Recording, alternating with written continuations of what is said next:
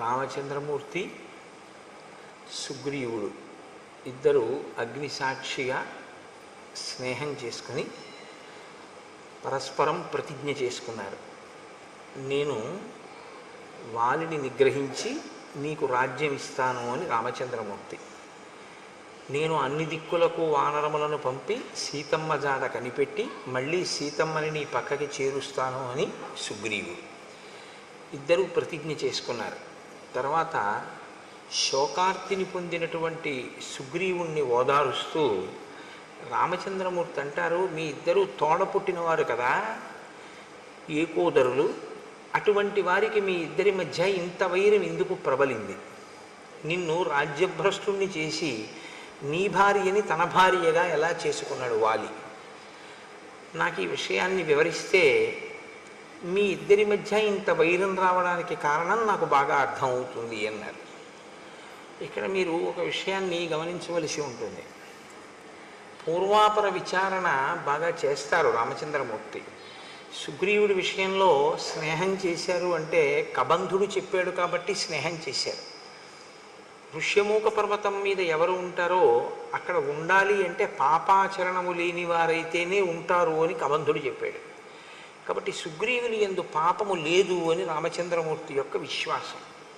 కాబట్టి స్నేహం చేశారు. కేవలం సీతమ్మ జాడ కనిపెట్టడానికి ఒక మిత్రుడు కావాలి అనుకుంటే నిజానికి సుగ్రీవుడి కన్నా వాలి గొప్పవాడు. ఎందుకంటే వాలి ఒక్క కబురు చేస్తే రావణుడు చాలా భయపడతాడు. వాలి చేత నిగ్రహింపబడినవాడు రావణుడు. కాబట్టి ఆయన అలా కావాలి అనుకుంటే సహాయం వాలితోనే స్నేహం చేయొచ్చు. రాముడికి తన కార్యం నడవడం ప్రధానం కాదు, ధర్మం నిలబడి అనుషంగికంగా తన కార్యం నడవాలి తప్ప ధార్మికమైన మార్గము కాని రీతిలో తన కార్యాన్ని చక్కపెట్టుకోవడం అనేటటువంటిది రాముడికి సుతారము ఇష్టం ఉంటుంది. ఆయనకి ముందేది అంటే ధర్మం. సత్యధర్మములు రెండింటినీ రెండు పాదములుగా పెట్టుకుని నడుస్తాడు. కాబట్టి రాముని యొక్క నడక, రాముని యొక్క ఆయనము రామాయణమైంది. కనుక ఆయన సుగ్రీవుడితో స్నేహం చేసి అన్నదమ్ముల మధ్య వైరానికి కారణం అడుగుతున్నాడు. ఇది రామచంద్రమూర్తి అడగడం ఆయనకి కొద్దిగా ఆశ్చర్యంగానే ఉంటుంది. ఎందుకంటే రామలక్ష్మణ భరత శత్రుఘ్నులు నలుగురు కూడా అంత అన్యోన్యమైనటువంటి సోదర ప్రేమ కలిగిన వారు. ఇంత సోదర ప్రేమ కలిగినటువంటి అనుభవం ఉన్నవాడే కానీ అన్నదమ్ముల్లో ఇంత దారుణంగా తమ్ముడి భార్యని తన భార్యని చేసుకుని తమ్ముణ్ణి రాజ్యం నుంచి వెళ్ళగొట్టినటువంటి అన్నగారిని చూడడం అనేటటువంటిది రామచంద్రమూర్తికి కించిత్ కొత్తతనంగానే ఉంటుంది. కాబట్టి ఆయన కారణం అడిగారు, అసలు ఏ కారణం చేత నువ్వు బయటికి పంపబడ్డావు అంటే సుగ్రీవుడు చెప్తున్నాడు, వాలీనామ మమ భ్రాత జ్యేష్ఠ శత్రునిషూదన పితుర్బహుమతో నిత్యం మమాపి చ తథాపుర. నేను వాలి అన్నదమ్ములం. నా తండ్రి గారు వాలిని చాలా ప్రేమించాడు, పెద్ద కొడుకు కనుక. నేను కూడా వాలిని చాలా ప్రేమించాను, వాలిని చాలా గౌరవించాను. మా తండ్రి గారు శరీరాన్ని విడిచిపెట్టిన తరువాత జ్యేష్ఠ కుమారుడు కనుక వాలికి పట్టాభిషేకం జరిగింది. ఆయన రాజ్యాన్ని చేస్తున్నాడు. రాజ్యం ప్రశాసతస్తస్య పితృపైతామహం మహత్ అహం సర్వేషు కాలేషు ప్రణతః ప్రేష్యవత్స్థిత. వాలి రాజ్యం చేసేటటువంటి సమయంలో తాతలు తండ్రుల దగ్గర నుండి వచ్చినటువంటి రాజ్యాన్ని వాలి పరిపాలన చేసినటువంటి సమయంలో కూడా, అంటే రాజ్యమునందు వాలి ప్రతిష్ఠింపక పూర్వము, రాజ్యమునందు వాలి ప్రతిష్ఠింపబడిన తరువాత కూడా నేను ఆయన్ని ఒక సేవకుడు ఎలా గౌరవిస్తాడో అంత మర్యాదతో అంత గొప్పగా సేవించాను. అంటే నేను ఒక తమ్ముణ్ణి అన్న భావనతో ఎప్పుడు అహంకరించలేదు. నేను ఒక సేవకుడును అన్న భావనతోనే నేను వాలిని అనువర్తించాను. అంత గౌరవంగానూ చూశాను. ఒకానొకప్పుడు మాయావీనామ తేజస్వి పూర్వజో దుందుభేశ్రుత తేన తస్య మహద్వైరం స్త్రీకృతం విశ్రుతం పురా. ఒక స్త్రీ కారణంగా వాలికి మాయావి అనబడేటటువంటి ఒక రాక్షసునికి వైరం వచ్చింది. ఈ మాయావి మయుని యొక్క కుమారులలో పెద్దవాడు. అంటే మీకు వాలి యొక్క శీలం ఎటువంటిది, సుగ్రీవుని యొక్క శీలం ఎటువంటిది? ఒక గీత గీసి మహర్షి మాటల్లోనే చూపిస్తూ ఉంటారు. ఒక స్త్రీ కారణంగా వైరం, అంటే ఒకే స్త్రీని ఇద్దరు కాంక్షించి ఉన్నారు కాబట్టి వాలికి మయుడికి మధ్యలో అభిప్రాయ భేదాలు వచ్చాయి. ఒకానొక రాత్రి వేళ, ఒక అర్ధరాత్రి సమయంలో ఆ మయుడు కిష్కింధా నగరానికి చేరుకున్నాడు. అప్పటికి వాలి నిద్రపోతున్నాడు. ఆయన వచ్చి ఒక పెద్ద సింహనాదం చేశాడు. ఓ వాలి, నువ్వు బయటికి రా, నిన్ను నేను నిర్జిస్తాను, నేను అందుకే వచ్చాను. అంటే వేళాపాలాలైనటువంటి క్రౌర్యం, వేళాపాలాలైనటువంటి ఆగ్రహం. అంటే ఇంకా అతను చేరిందే తడవు కిష్కింధ, వాలిని చంపెయ్యాలన్నంత క్రుద్ధుడయ్యి ఉన్నాడు. కాబట్టి ఇప్పుడు ఆయన ఒక పెద్ద కేక వేశాడు. వెంటనే వాలి లేచి, నేను ఏదో మధువు సేవించి ఉన్నాను, రాత్రి వేళ కనుక నిన్ను నిగ్రహించలేని అనుకుంటున్నావేమో, నువ్వు అక్కడే నిలబడు, నేను వస్తున్నాను, నీతో తలపడతానని వాలి కూడా గబగబా బయలుదేరి యుద్ధానికి వెళ్ళాడు.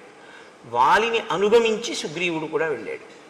ఎందుకనంటే వాలి సుగ్రీవుల యొక్క ప్రేమ, ఈ వైరం రానంతకాలం కూడా రామలక్ష్మణుల మధ్య ప్రేమ ఎలా ఉంటుందో అలాగే ఉంటుంది అని నేను మాట అంటే అంత పెద్ద దోషభూయిష్టమైనటువంటి మాట ఏం కాదది. ఎందుకంటే ఇంచుమించు అంత ప్రేమతోనూ ఉంటారు ఇద్దరు. సుగ్రీవుడు అలా అనువర్తించాడు, వాలి కూడా అంత ప్రేమించినట్లే కనపడుతుంది మనకి.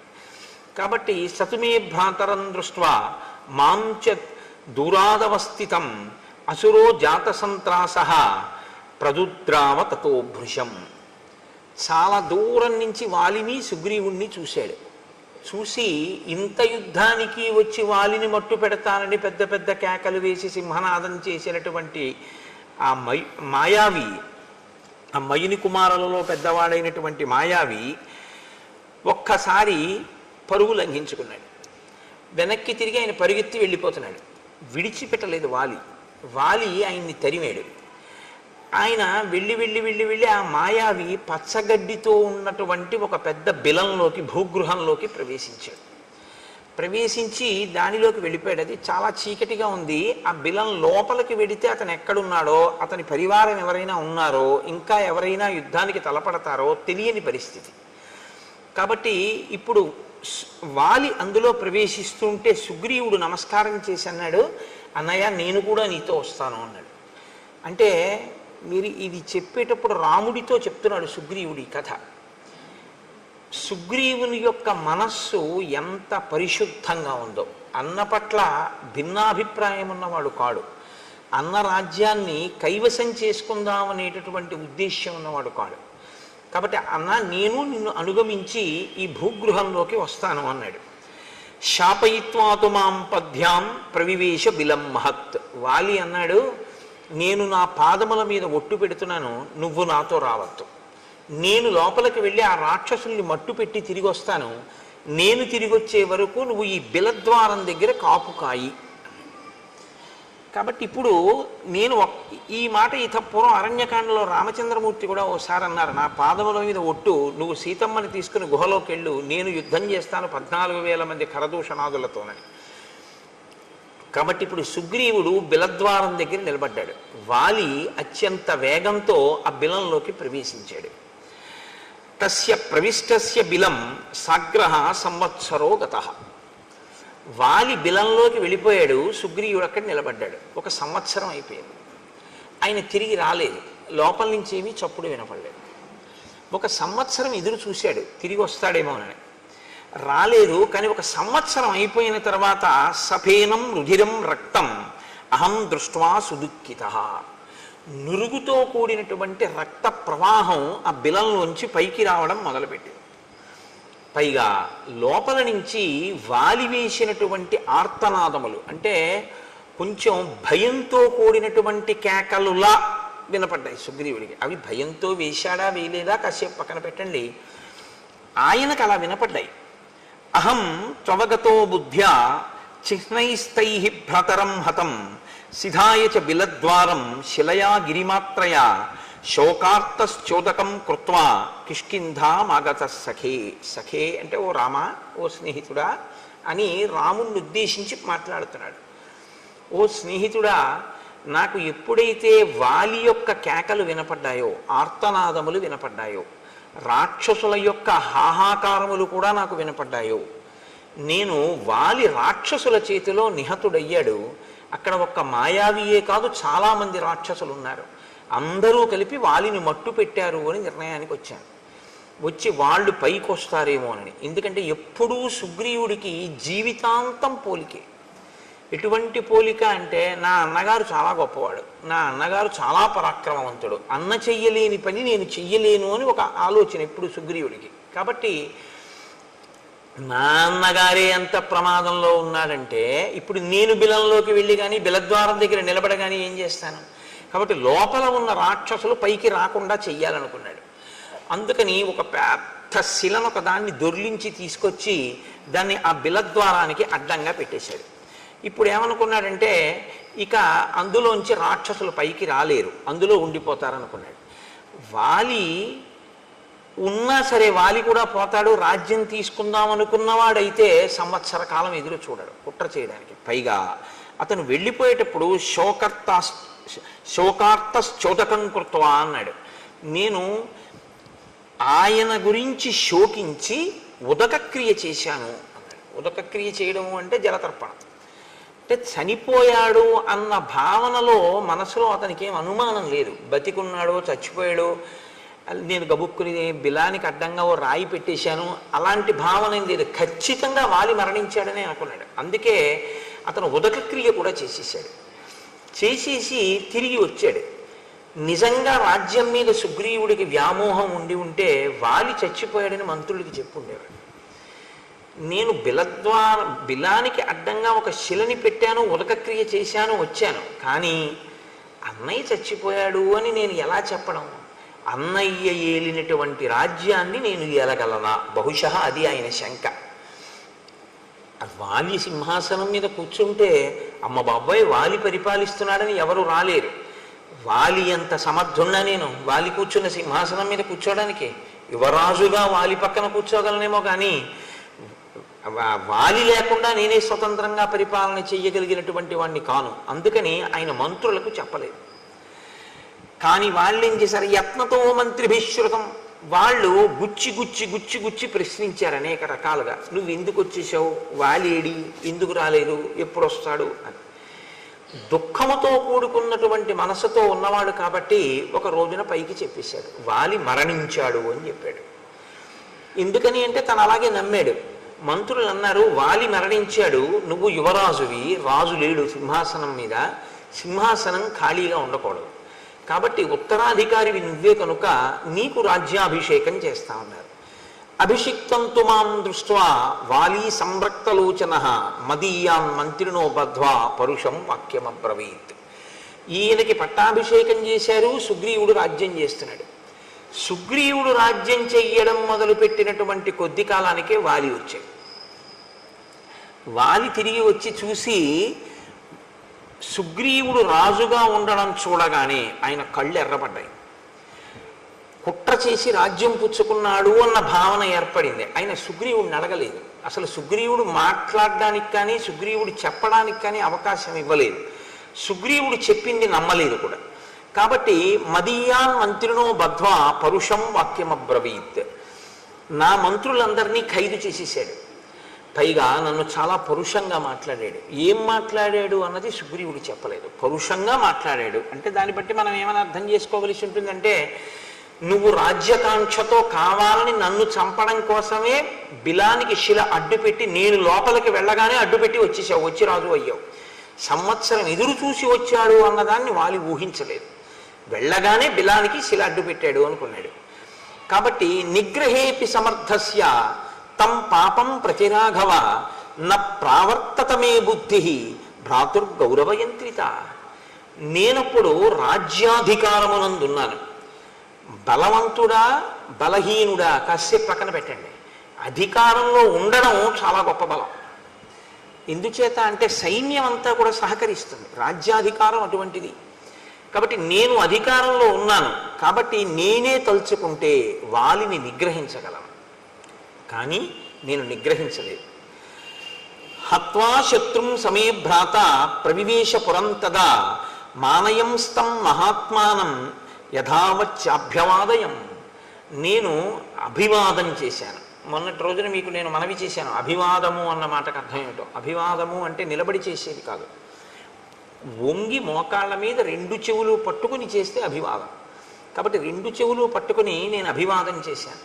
అలా అభివాదం చేస్తే గుర్తేమిటంటే ఆశీర్వచనాన్ని అపేక్షించినట్లు. అభివాదం చేసినప్పుడు వెంటనే ఆశీర్వచనం చేస్తారు. కాబట్టి నాకు ఆశీర్వచనం చెయ్యలేదు మా అన్నయ్య. నేను అభివాదం చేసి మా అన్న పక్కన నిలబడ్డాను. ఉక్తాశ్చ నాశిషస్తేన సంతుష్టేన అంతరాత్మన. ఆయన మనసులో తృప్తిని పొందలేదు నేను అలా అభివాదం చేసినా కూడా. ఆయన నాకు ఆశీర్వచనం చెయ్యలేదు. నత్వా పాదావహం తస్య మకుటేనా స్పృశం ప్రభో అపి వాలీవమ క్రోధాత్ న ప్రసాదం చకారసః. నేను నా కిరీటం ఆయన పాదాలకు తగిలేటట్టుగా వంగి ఆయన పాదములకు నా కిరీటాన్ని తగల్చి నమస్కరించాను. నమస్కరించి నేను ఆయనతో ఒక మాట చెప్పాను, అన్నయ్య నేను యథార్థంగా రాజ్యం కోరుకోలేదు, నువ్వు మంత్రులను అడుగు. నేను 1 సంవత్సరం ఎదురు చూశాను నువ్వు వస్తావని. నురుగుతో కూడిన రక్తపు వరద వచ్చింది. నేను నీకే ప్రమాదం జరిగింది అనుకున్నాను. అందుకని 1 సంవత్సరం తర్వాత ఒక బండ అడ్డంగా పెట్టి తిరిగి వచ్చేశాను. నేను మంత్రులకు చెప్పలేదు. వారు నన్ను గుచ్చి గుచ్చి ప్రశ్నించారు. ప్రశ్నించి వాళ్ళు బలవంతంగా నాకు పట్టాభిషేకం చేశారు. అభిషిక్తోన కామేన తన్మేత్వం చంతుమర్హసి. నేను కావాలని చేసుకున్న పట్టాభిషేకం కాదు, కానీ నాకు పట్టాభిషేకం జరిగిందన్నమాట వాస్తవం. అన్నయ్య, ఈ జరిగిన పట్టాభిషేకానికి నన్ను క్షమించు, నాకు తెలియదు నువ్వు ఉన్నావని. కాబట్టి ఇప్పుడు ఈ రాజ్యాన్ని నీకు అప్పజెప్పేస్తున్నాను. నువ్వే సింహాసనం మీద కూర్చుని పరిపాలన చేయి. నీ వంటి మహాత్ముడు పరిపాలన చేస్తుంటే నీ మీద ప్రభువుగా కూర్చున్నాడు.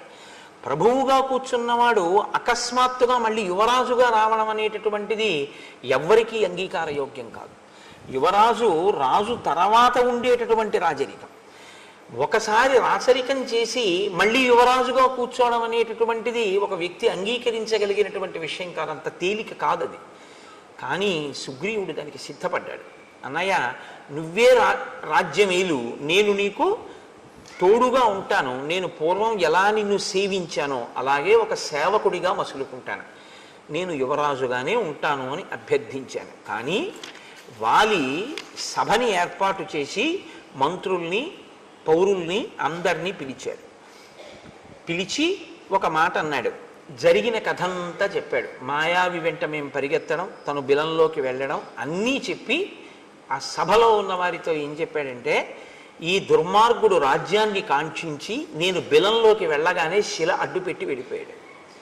నేను తీరా మాయావిని వెతుక్కుంటూ లోపలికి వెళ్ళినటువంటి 1 సంవత్సరం తర్వాత నాకు ఆ మాయావి కనపడ్డాడంటే అది ఎంత పెద్ద బిలమో. ఆయనతో పాటు అక్కడ చాలామంది రాక్షసులు ఉన్నారు. నేను ఈ రాక్షసులందరినీ పరిమార్చాను. గుహ నెత్తుటితో నిండిపోయింది. నెత్తుటితో నిండిపోతే నేను ఆ గుహ నుంచి బయటపడవలసి వచ్చింది. తీరా నేను లోపల నుంచి సుగ్రీవా సుగ్రీవా సుగ్రీవా అని ఎంత అరిచినా నాకు జవాబు రాలేదు. నేను బయటికి వెడదామని వస్తే శిల అడ్డు పెట్టేసింది. నేను నా పాదములతో అనేక పర్యాయములు ఆ శిలని తన్నాను. తంటే ఆ శిల బద్దలైంది. బద్దలైన తర్వాత నేను బయటికి రాగలిగాను. ఈ క్రూరాత్ముడు ఇంత దుశ్చర్య చేసి నువ్విక్కడ ఉండు అని చెప్తే ఉండడం మానేసి శిలని అడ్డుపెట్టి ఇక్కడికొచ్చి రాజ్యాన్ని తీసుకున్నాడు. కాబట్టి వీడు నా పట్ల క్రూరంగా వ్యవహరించాడు, కాబట్టి నేను వీడిని చంపేస్తానన్నాడు అని నా భార్య రుమని తన భార్యగా స్వీకరించాడు. ఇక్కడ మీరు ఒక విషయాన్ని గమనించవలసి ఉంటుంది. తార అని ఒక ఆవిడ ఉంది, వాలి భార్య. వాలి భార్య తార, సుగ్రీవుడి భార్య రుమ.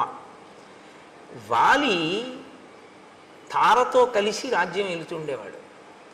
వాలి మరణించాడు అని తెలిసిన తర్వాత, అంటే వాలి మరణించాడు అనుకున్న తర్వాత ఆమె సుగ్రీవుడికి భార్య అయింది తార. వాలి వచ్చేంత వరకు సుగ్రీవుడి భార్యగానే ఉంది తార. సుగ్రీవుణ్ణి తరిమేశారు. తరిమేశాక ఆవిడ మళ్ళీ వాలి భార్య అయింది. మళ్ళీ తర్వాత సుగ్రీవుడు వాలిని చంపేశాడు. ఆమె మళ్ళీ సుగ్రీవుడికి భార్య అయింది. మరి అప్పుడు సుగ్రీవుడి యందు మాత్రం దోషం లేదా? మరి అప్పుడు రాముడు ఎలా ఊరుకున్నాడు? చంపిన తరువాత వాలిని వాలి భార్య తారని సుగ్రీవుడు చేపడితే అది కూడా దోషమేగా, వదిన గారిని స్వీకరించడం తల్లితో సమానం కదా. మరి అప్పుడు సుగ్రీవుణ్ణి కూడా చంపేయాలిగా, మరి ఎందుకు చంపలేదు? మరి రుమని, సుగ్రీవుడి భార్య రుమని వాలి స్వీకరిస్తే వాలి మీద ధర్మం తప్పిన వాడివి అని వాలిని ఎందుకు సంహరించాడు రామచంద్రమూర్తి? కిష్కింధకాండలో మీరు చాలా జాగ్రత్తగా దాన్ని పరిశీలనం చేయవలసి ఉంటుంది. వానర జాతులలో వానరముల యందు అనేక జాతులు ఉన్నాయి. ఇందులో కర్మాధికారము జ్ఞానాధికారము కలిగినటువంటి వానర జాతి ఒకటి ఉంది. అది చాలా శ్రేష్టమైనటువంటి వానర జాతి. వాళ్ళు సంధ్యావందనం చేస్తారు. మనుష్యులు ఎలా చేస్తారో అలా వాళ్ళు సంధ్యావందనం చేస్తారు. వాళ్ళ అంత్యేష్టి సంస్కారం అవన్నీ కూడా అలా ఉంటాయి. వాలి సుగ్రీవుడు సంధ్యావందనం చేసేటటువంటి వానర జాతిలో వచ్చినటువంటి వాడు. సంధ్యావందనం చేసే అధికారం ఉన్నటువంటి వానర జాతిలో ఒక నియమం ఉంది. అన్న వదిన, తమ్ముడు మరదలు, రెండు జంటలు ఉండగా ఏ కారణం చేతనైనా అన్నగారు కానీ తమ్ముడు కానీ మరణిస్తే, మరదలు కానీ వదిన గారు కానీ మిగిలినటువంటి వారిని, అంటే ఒక ఉదాహరణ చెప్పాలి అంటే అన్నగారు మరణించాడు అనుకోండి, ఇప్పుడు ఆ వదిన గారు తనంత తాను కోరుకుంటే తమ్ముడికి భార్య అవ్వచ్చు. అలాగే తమ్ముడు మరణించాడు అనుకోండి, తమ్ముడి భార్య కోరుకుంటే అన్నగారికి భార్య కావచ్చు. అది వాళ్ళ ధర్మం, వాళ్ళ నియమం. అది మీరు మన నియమాలని తీసుకెళ్ళి అక్కడ పెట్టకండి. వాళ్ళ నియమం అలా ఉంది, అది వాళ్ళకి ధర్మబద్ధం. కాబట్టి వాలి భార్యగా తార ఉన్నంతకాలం సుగ్రీవుడు ఎప్పుడు స్వీకరించలేదు. వాలి మరణించాడు అని పరిపూర్ణంగా నమ్మాడని గుర్తు ఏమిటంటే పట్టాభిషేకం చేసుకుని తారని కూడా తీసుకున్నాడు. ఆవిడ అంగీకరించింది సుగ్రీవుడు భార్యగా ఉండడానికి, కాబట్టి స్వీకరించాడు. ఇప్పుడు తప్పు లేదు. సుగ్రీవుడు కళ్ళ ముందు బతికున్నాడని వాలికి తెలుసు, తెలిసి రుమని స్వీకరించాడు, ధర్మం తప్పాడు, అందుకుని చంపాడు. ఇది మీరు పట్టుకోవలసి ఉంటుంది. తర్వాత సుగ్రీవుడు మరణించాడు, వాలి మరణించాడు. వాలి మరణించిన తరువాత వాలి భార్య తార ఇప్పుడు భర్త పోయాడు కాబట్టి కోరుకుంటే ఆయన తమ్ముడికి భార్యగా వెళ్ళవచ్చు. కాబట్టి తార తమ్ముడికి భార్యగా వెళ్ళింది. రాముడు జోక్యం చేసుకోండి. ఆ ధర్మ సూక్ష్మాన్ని మీరు పట్టుకోవాలి. కిష్కింధకాండలో ఈ విషయాన్ని మీరు జాగ్రత్తగా పట్టుకోకపోతే ఏమవుతుందంటే రాముడు వాలినే ఎందుకు నిగ్రహించాడు, సుగ్రీవుణ్ణి ఎందుకు నిగ్రహించలేదు అన్నది ఒక పెద్ద ప్రశ్నగా నిలబడిపోతుంది. కాబట్టి నేను అనుకుంటున్నా ఇప్పుడు మీకు స్పష్టమైంది అని నేను అనుకుంటున్నాను. రాముడు ధర్మాత్ముడు, ఆయన ధర్మాన్నే నిలబెడుతూ ఉంటాడు ఇప్పుడు. కాబట్టి రామ, నేను బ్రతికుండగా నన్ను చంపడానికి ప్రయత్నం చేసి ఈ భూమండలం అంతా తిరిగాను వాలి తరువుకొస్తే. ఋష్యమూక పర్వతం మీదకి వచ్చి కూర్చున్నాను. కిష్కింధ పక్కనే ఉంది ఋష్యమూక పర్వతం. ఆఖరికి నేను ఈ ఋష్యమూకం మీదే కూర్చున్నాను. ఒక కారణం వల్ల ఇక్కడికి వాలి రాడు, అంతే చెప్పాడు. అప్పటికే ఆ మాటే చెప్పాడు.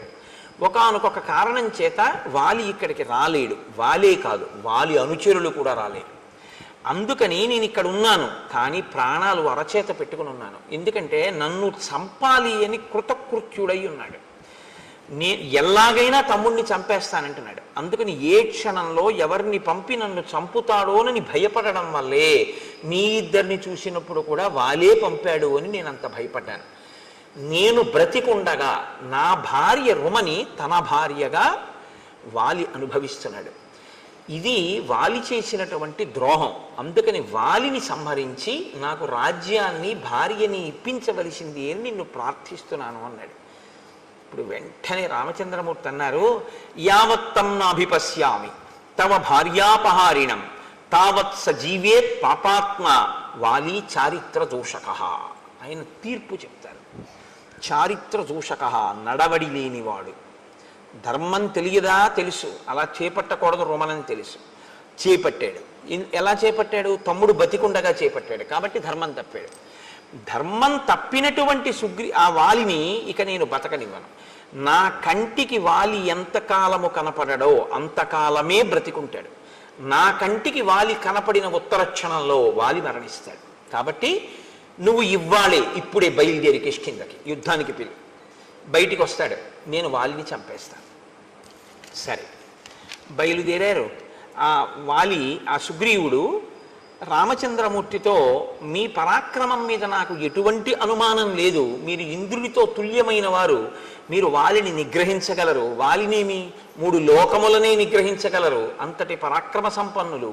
అటువంటి మీతో నాకు మైత్రి ఏర్పడడం చాలా గొప్ప విషయం, చాలా సంతోషించవలసిన విషయం.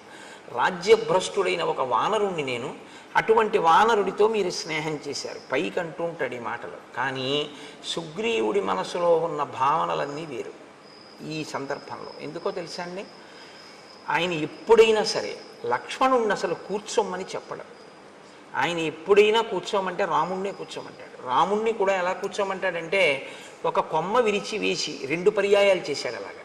ఒక కొమ్మ విరిచి వేసి దాని మీద తను కూర్చుని రాముణ్ణి కూర్చోమంటాడు. ఒకసారి అయితే ఏమైందంటే, రామలక్ష్మణులు ఇద్దరు నిలబడ్డారు, తను కూర్చుని మాట్లాడాడు. ఆ తరువాత ఏం చేశాడంటే, చూసి రామ మీరు కూర్చోండి అని లేచి ఒక మద్ది చెట్టు కొమ్మ విరిచి ఆసనంగా వేసి కూర్చోండని తను కూర్చుని ఇలా కూర్చోమన్నాడు. అంటే మహాత్ముల సరసన కూర్చోవడం, మహాత్ములతో సమానంగా కూర్చోవడం వారిని అవమానించడమే. అంటే వారు కూర్చోమంటే కూర్చోవచ్చు, అందులో దోషం లేదు. అలా ఉండకూడదు. మనం ఆ గమనించగలిగినటువంటి స్థితిని చూడాలి. ఇది సుగ్రీవుడికి తెలియదా? రాముడు మహాత్ముడని తెలియదండి, తెలియకపోవడం వల్ల అలా ప్రవర్తించాడు అని మీరు అన్నారు అనుకోండి. లేకపోతే మహాత్ములతో అలా ప్రవర్తించకూడదని సుగ్రీవుడికి తెలియదండి అని మీరు అన్నారనుకోండి. మహాత్ములతో అలా ప్రవర్తించకూడదన్న విషయం సుగ్రీవుడికి తెలుసు అనడానికి మహర్షి ఒక సాక్ష్యాన్ని చూపిస్తాడు. నేను మీకు ఎదర వచ్చినప్పుడు చూపిస్తాను. అంటే తెలిసి అలా ప్రవర్తించాడు. ప్రవర్తించి మీ అంతటి వారు నాతో స్నేహం చేస్తున్నారు, ఇంకింతకన్నా ఏం కావాలంటాడు. కానీ మనసులో అనుమానపడుతుంటాడు. ఏమనుమానపడ్డాడంటే, ఆగండి వెడదాం, పిలుస్తాను వాలిని, యుద్ధం చేస్తాను, ఇది చంపుదురు కానీ నేను ఒక్క మాట చెప్తాను కొంచెం వినండి అన్నాడు.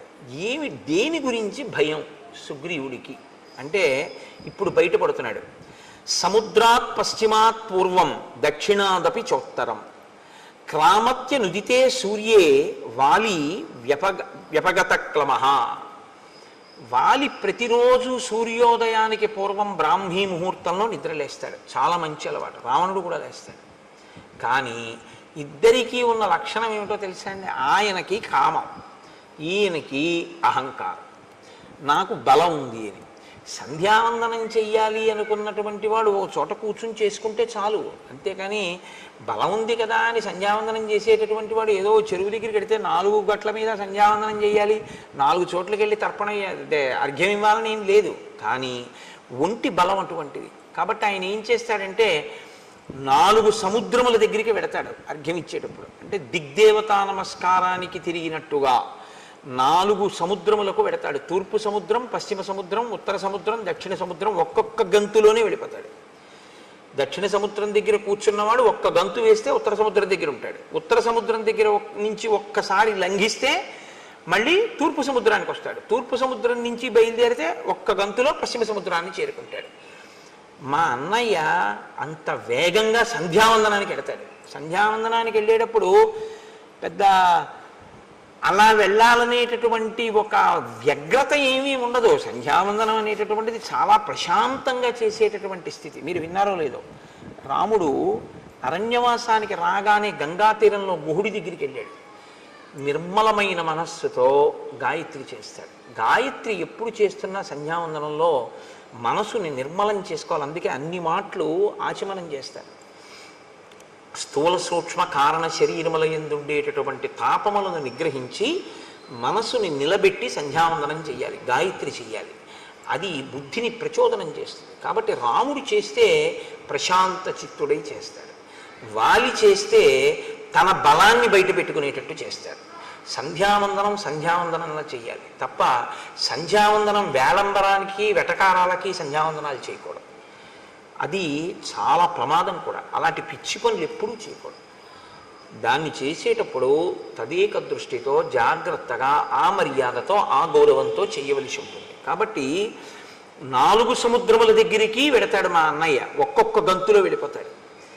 అయిపోయిన తర్వాత ఏం చేస్తాడో తెలుసా? సంధ్యావందనం అయ్యాక అంటే సూర్యోదయం అయిపోయే లోపల ప్రాయశ్చిత్తం లేకుండా కదా అర్ఘ్యం ఇచ్చేయాలి. కాబట్టి త్వరతో ముందు సంధ్యావందనం చేస్తాడు. చేసిన వెంటనే ఏం చేస్తాడంటే అగ్రాణ్యారుహ్య శైలానాం శిఖరాణి మహాంత్యపి ఊర్ధ్వముత్పాత్య తరసా ప్రతిగృహ్ణాతి వీర్యవాన్. ఆయన పర్వతముల యొక్క శిఖరముల దగ్గరికి వెళ్ళి నించుంటాడు. నించుని ఆ పర్వత శిఖరములను ఊపి చేత్తో బంతులు పట్టుకున్నట్టు పట్టుకుంటాడు. పట్టుకుని ఈ శిఖరములను గాలిలోకి ఎగరేస్తాడు. ఎగరేసి పట్టుకుంటూ ఉంటాడు కింద పడకుండా. పర్వత శిఖరములను పిరికి ఆడుకోవడం మా వాడికి పొద్దున్నే చేసుకునే వ్యాయామం లాంటిది. బంతి ఆట కింద లెక్క అది. శిఖరములతో ఆడుకుంటాడు అలాగా. అంటే ఎంతటి బలవంతుడో, ఎంతటి వేగం ఉన్నవాడో గమనించు.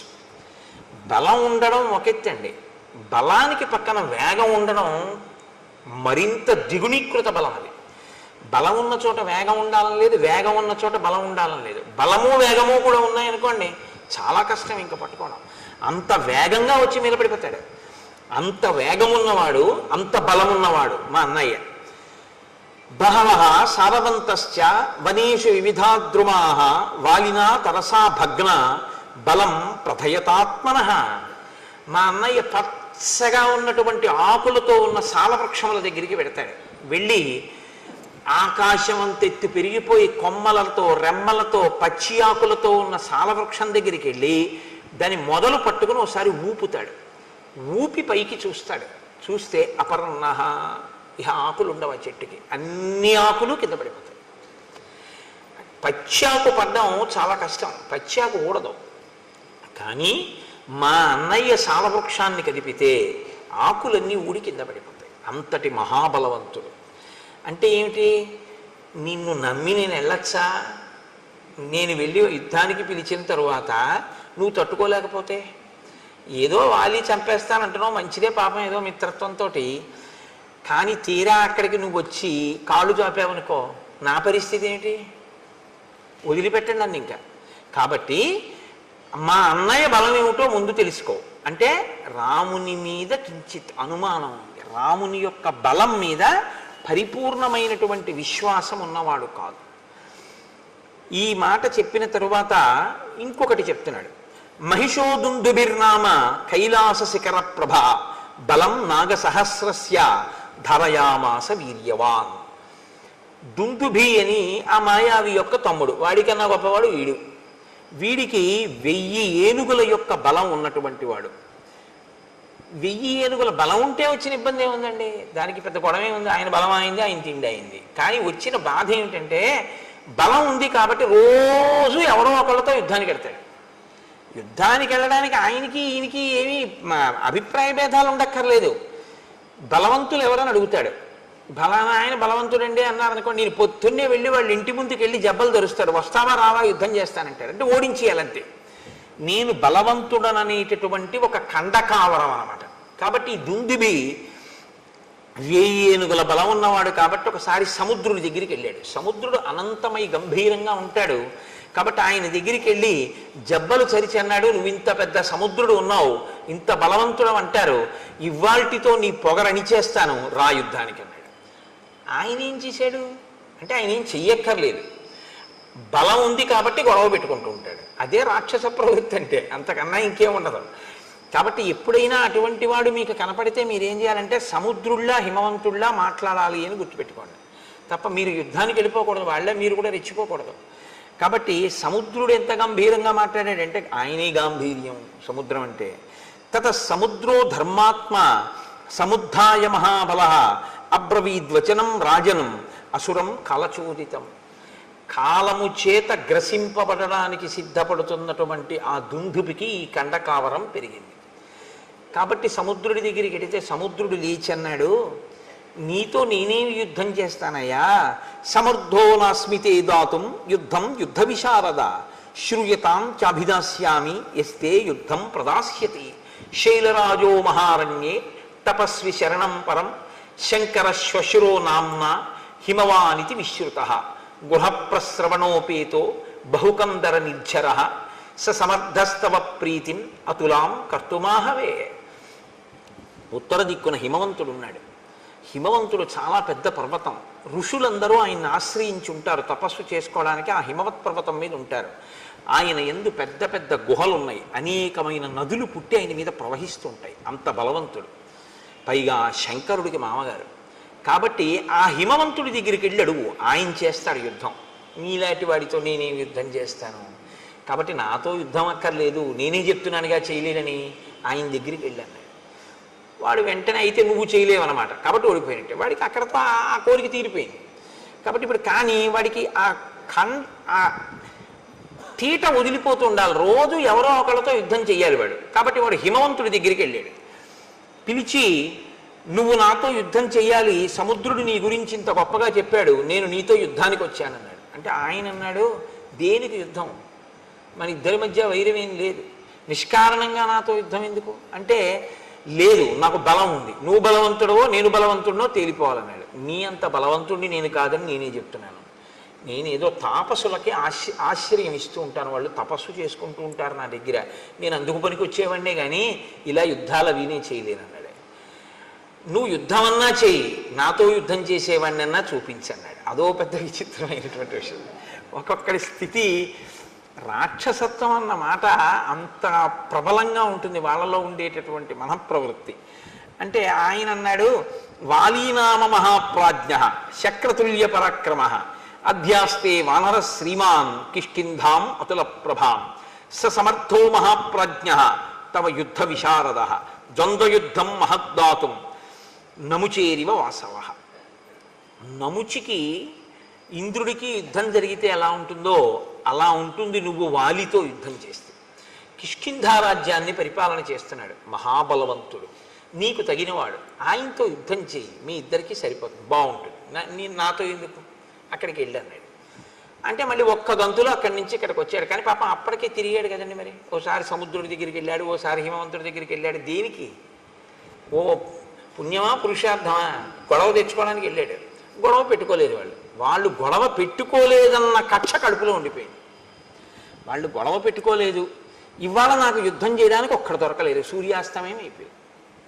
వాడికి ఎంత బాధో చూడండి.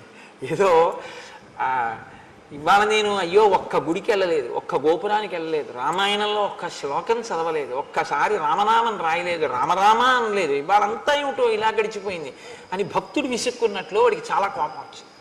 సూర్యాస్తమయం అయిపోయింది, ఒక్కడు గొడవకు వచ్చిన వాడు లేడు, ఒక్కడితో యుద్ధం దొరకలేదు, చీకటి పడిపోయింది. వీడు వస్తాడో రాడో, పడుకున్నాడో ఏమో. కాబట్టి ఇప్పుడు రెచ్చగొట్టడానికి కిష్కింధ వెళ్ళాడు. అప్పటికే బాగా చీకటి పడిపోయింది, ఊరుకోవచ్చు, కానీ రేపొద్దున మళ్ళీ ఎక్కడికన్నా వెళ్ళిపోతానంటాడేమో అని కంగారు, యుద్ధానికి ముందే సిద్ధం చేసేసుకుంటే పోతుందని. అంటే ఎంత వెర్రిగా ఉంటారో చూడండి ఒక్కొక్కళ్ళ మనస్తత్వం. మీరు ఇవి చూసి రామాయణం చూసి అలా ఉంటారనుకోకండి, నేను పేర్లు చెప్తే బాగుండదు, పేపర్లలో చదవట్లా మీరు, ఎంతమందో ఇలాంటి వాళ్ళు. కాబట్టి అయిన దానికి కాని దానికి జబ్బలు చదవడం, రా నాతో అంటూ ఉండడం, ఎంత రాక్షసత్వంతో ఉంటారు. కిమర్థం నగరద్వారం ఇదం రుద్ధ్వా వినర్దసి దుందుబే విదితో మేసి రక్ష ప్రాణాన్ మహాబల. వాలి ఈ దుందుబి చేసినటువంటి హడావిడి విన్నాడు. ఆయన వచ్చినవాడు ఊరుకున్నాడా, ఒక మహిష రూపంలో వచ్చాడు, వచ్చి ఒక పెద్ద మహానాదం ఒకటి చేశాడు. ఆ కిష్కింధంతా చెట్లు ఉన్నాయి, ఆ చెట్లన్నీ విరగ్గొట్టేస్తున్నాడు, గిట్టలతో భూమినంతటినీ కూడా ఓ ఇలా దున్నేసి ఆ పైకి మట్టి రేపేసి భూమిని బద్దలు చేసేస్తున్నాడు. ఆ బలంతో ఆ నగర ద్వారాన్ని భేదించేస్తున్నాడు, బద్దలు కొడుతున్నాడు.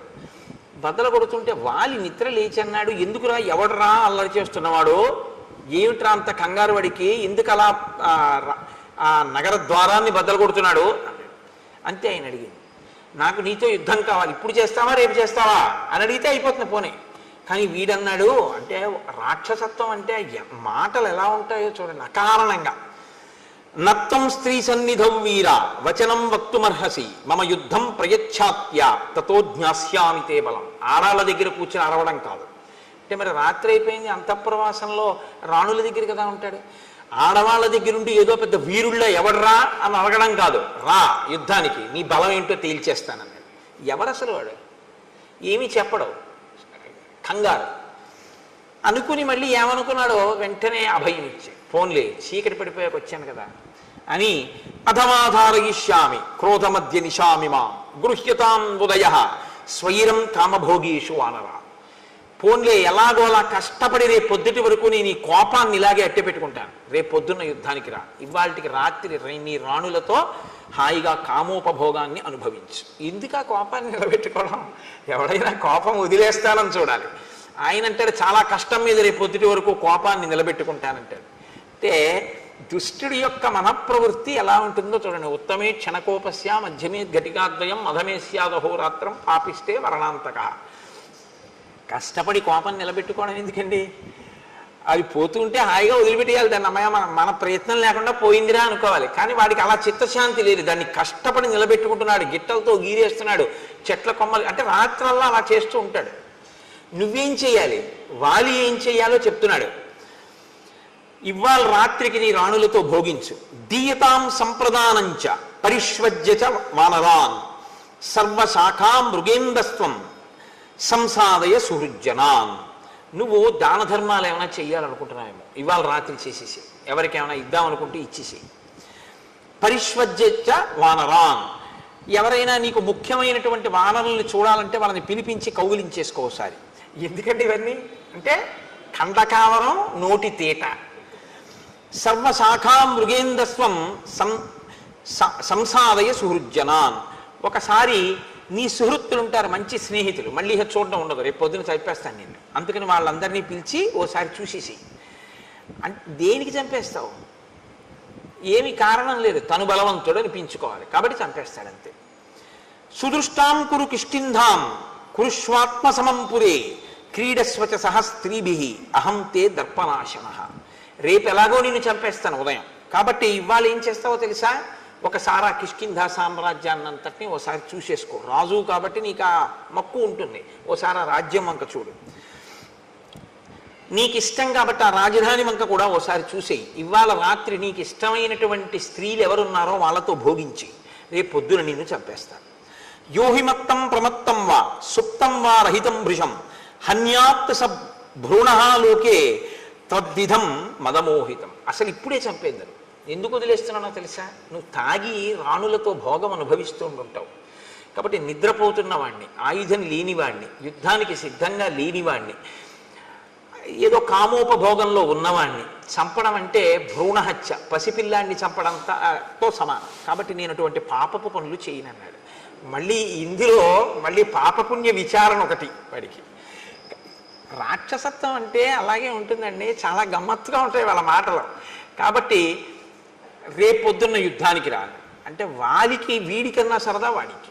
వాడన్నాడు రేపొద్దుడి దాకా అయింది, నేను తాగిన అది వీరరసం, నేను మధుపానం చేసినా అది నన్నేం అడ్డదు, కాబట్టి నిన్ను ఇప్పుడే చంపేస్తాను, రేపొద్దుడి దాకా ఏంటి, అవన్నీ నాకేం అవసరం లేదన్నాడు. అని వెంటనే లోపలికి వెళ్ళి తమేవ ముక్త్వా సంక్రుద్ధో మాలాముక్షిప్య కాంచనీం పిత్రా దత్తాం మహేంద్రేణ యుద్ధాయ వ్యవతిష్ఠత. తన తండ్రి అయినటువంటి మహేంద్రుడిచ్చిన బంగారు మాల ఒకటి ఉంది, ఆ మాల తీసి మెడలో వేసుకున్నాడు. ఆ మాలకి ఒక శక్తి ఉంది, అది తనలోని తేజస్సుని తనలోని బలాన్ని క్షీణించిపోకుండా మాల స్వీకరించి కాపాడుతుంది. ఎదుటివారి బలాన్ని లాగేస్తుంది అని చెప్పకూడదు మీరు ఎప్పుడు. అది ఆయనలో తేజస్సుని ఆయనలో బలాన్ని క్షీణించిపోకుండా తనలోకి తీసుకుని కాపాడి మళ్ళీ ఇస్తూ ఉంటుంది. మహేంద్రుడిచ్చిన మాలకి ఆ శక్తి ఉంది. అందుకే అది మెడలో ఉన్నంతసేపు వాలి మరణించాడు. వాలి మరణించాలి అంటే అది మెడలోంచి తీసేయాలి, అది మెడలోంచి తీస్తేనే మరణిస్తాడు. కాబట్టి ఇప్పుడు ఆ హారాన్ని మెడలో వేసుకున్నాడు. వేసుకుని వెళ్ళి ఆ రెండు కొమ్ములు పట్టుకుని ఎవడరా దుందుభి నువ్వే అని అన్నాడు. అవును నేనే అన్నాడు. రేపు పొద్దుడు దాకా ఎందుకు ఇప్పుడు రా అని రెండు కొమ్ములు పట్టుకుని విరిచేశాడు. ఇంత అల్లరి చేసిన వాడు ఏమీ లేదు. 4 పిడిగుద్దులు గుద్దాడు, ముక్కులోంచి చెవుల్లోంచి నోట్లోంచి నెత్తురు కక్కుని ఢామ్మని చచ్చిపోయాడు. ఎందుకు ఇంత అల్లరి అంటే ఎందుకు ఎక్కడో హాయిగా పడుకోక ఈశ్వరుడు ఇచ్చిన బలంతో ఎందుకు వచ్చిన గొడవ, ఎందుకు వెళ్ళినట్టు, ఎందుకు యుద్ధం చేసినట్టు, ఎందుకు చచ్చిపోయినట్టు అంటే ఒక్కటే చెప్పవలసి ఉంటుంది, ఖండకావరము. కాబట్టి తం తోలయిత్వా బాహుభ్యాం గతసత్వం అచేతనం చిక్షేప బలవాన్ వాలి వేగే నైకేన యోజనం. అదిగో అప్పుడు మా అన్న వాలి ఏం చేశాడో తెలుసా? ఆ చనిపోయినటువంటి దుందుభిని కోపంతో వాడు కొనప్రాణంతో ఉండగా రెండు చేతులతో పైకెత్తి గిర్ర గిర్ర గిర్ర గిర్ర తిప్పి విసిరిశాడు. పర్వతం అంత శరీరం ఉన్నవాడు దుందుబి. ఆ శరీరాన్ని విసిరితే అది యోజనం దూరం వెళ్ళి పడింది రామ. ఇదిగో ఆ పడిపోయిన శరీరమే ఇప్పుడు అస్థిపంజరం అయిపోయింది, ఎండిపోయి అది ఇలా అయిపోయింది. ఆ విసిరినప్పుడు నవరంధ్రములలోంచి నెత్తురు కారుతోందేమో దుందుబి శరీరంలోంచి. తస్య వేగ ప్రవిద్ధస్య వక్త్రాక్షతజబిందవ ప్రపేతుర్మారుతో క్షిప్త మతంగస్యాశ్రమం ప్రతి. ఆ గాలిలో వచ్చేస్తున్నటువంటి ఆ దుందుబి యొక్క శరీరంలోంచి కారుతున్న నెత్తురు మతంగ మహర్షి యొక్క ఆశ్రమంలో పడింది, ఆశ్రమ ప్రాంగణంలో పడింది. ఆయన బయటికి వచ్చారు. ఏమిట్రా పెద్ద చప్పుడైంది ఏదో పడిపోయినట్టు అని బయటికి వచ్చారు. బయటికి వస్తే నెత్తురు పడిపోయింది అదంతా. ఆయన వెంటనే ఒకసారి అంతర్ముఖులై చూశారు, ఎందుకు పడింది ఇంత రక్తం అని. దుందుబి శరీరాన్ని వాలి విసిరాడు అని గ్రహించారు. ఆయన అన్నారు, వనమ్మత్ సంశ్రయం ఏన దూషితం రుధరస్రవై సంభగ్నా పాదపాశ్చేమే క్షిపతే హాసురీం తను. నేను ప్రాణప్రదంగా పెంచుకుంటున్నటువంటి చెట్లతో కూడినటువంటి ఈ ఆశ్రమం నేను నివసించేటటువంటి ప్రదేశం. దీన్ని కలుషితం చేశాడు వాలి. ఆ నెత్తుటి ధారలు ఇక్కడ పడేటట్టుగా విసిరాడు దుందుబి కళేవరాన్ని. కాబట్టి ఎవడైతే ఈ శరీరాన్ని ఇలా విసిరాడో వాడు ఈ ఆశ్రమంలోకి అడుగు పెడితే వెంటనే మరణిస్తాడు అని ఊరుకోలేదు ఆయన. సమంతాద్యోజనం పూర్ణం ఆశ్రమం మమకం యది ఆగమిష్యతి దుర్బుద్ధి వ్యక్తం సన భవిష్యతి. నేను ఎంతో కష్టపడి ఈ వనాన్నంతటినీ పెంచి పెద్ద చేసి కందమూలములు తింటూ ఉంటాను. నా బిడ్డల్లాంటివి ఈ చెట్లన్నీ. ఇటువంటి చెట్లన్నీ పాడైపోయేటట్టుగా విసిరాడు ఆ దుందుబి శరీరాన్ని. మరి పర్వతం అంత శరీరం పడిపోతే చెట్లు పాడవండి. కాబట్టి ఈ ఆశ్రమంలోకే కాదు, ఆశ్రమానికి ఒక యోజనం దూరంలో ఎప్పుడైనా వాలి లోపలికి వస్తే వెంటనే వాలి మరణిస్తాడు అని ఆయన అన్నాడు. వాలి ఈ కోపాన్ని పెట్టుకుని తన వాళ్ళని పంపించి పాడు చేస్తుంటాడేమో అని. దివసస్యాస్య మర్యాద యంద్రష్టాశోస్మి వానరం బహువర్ష సహస్రాణి సవై శైలో భవిష్యతి.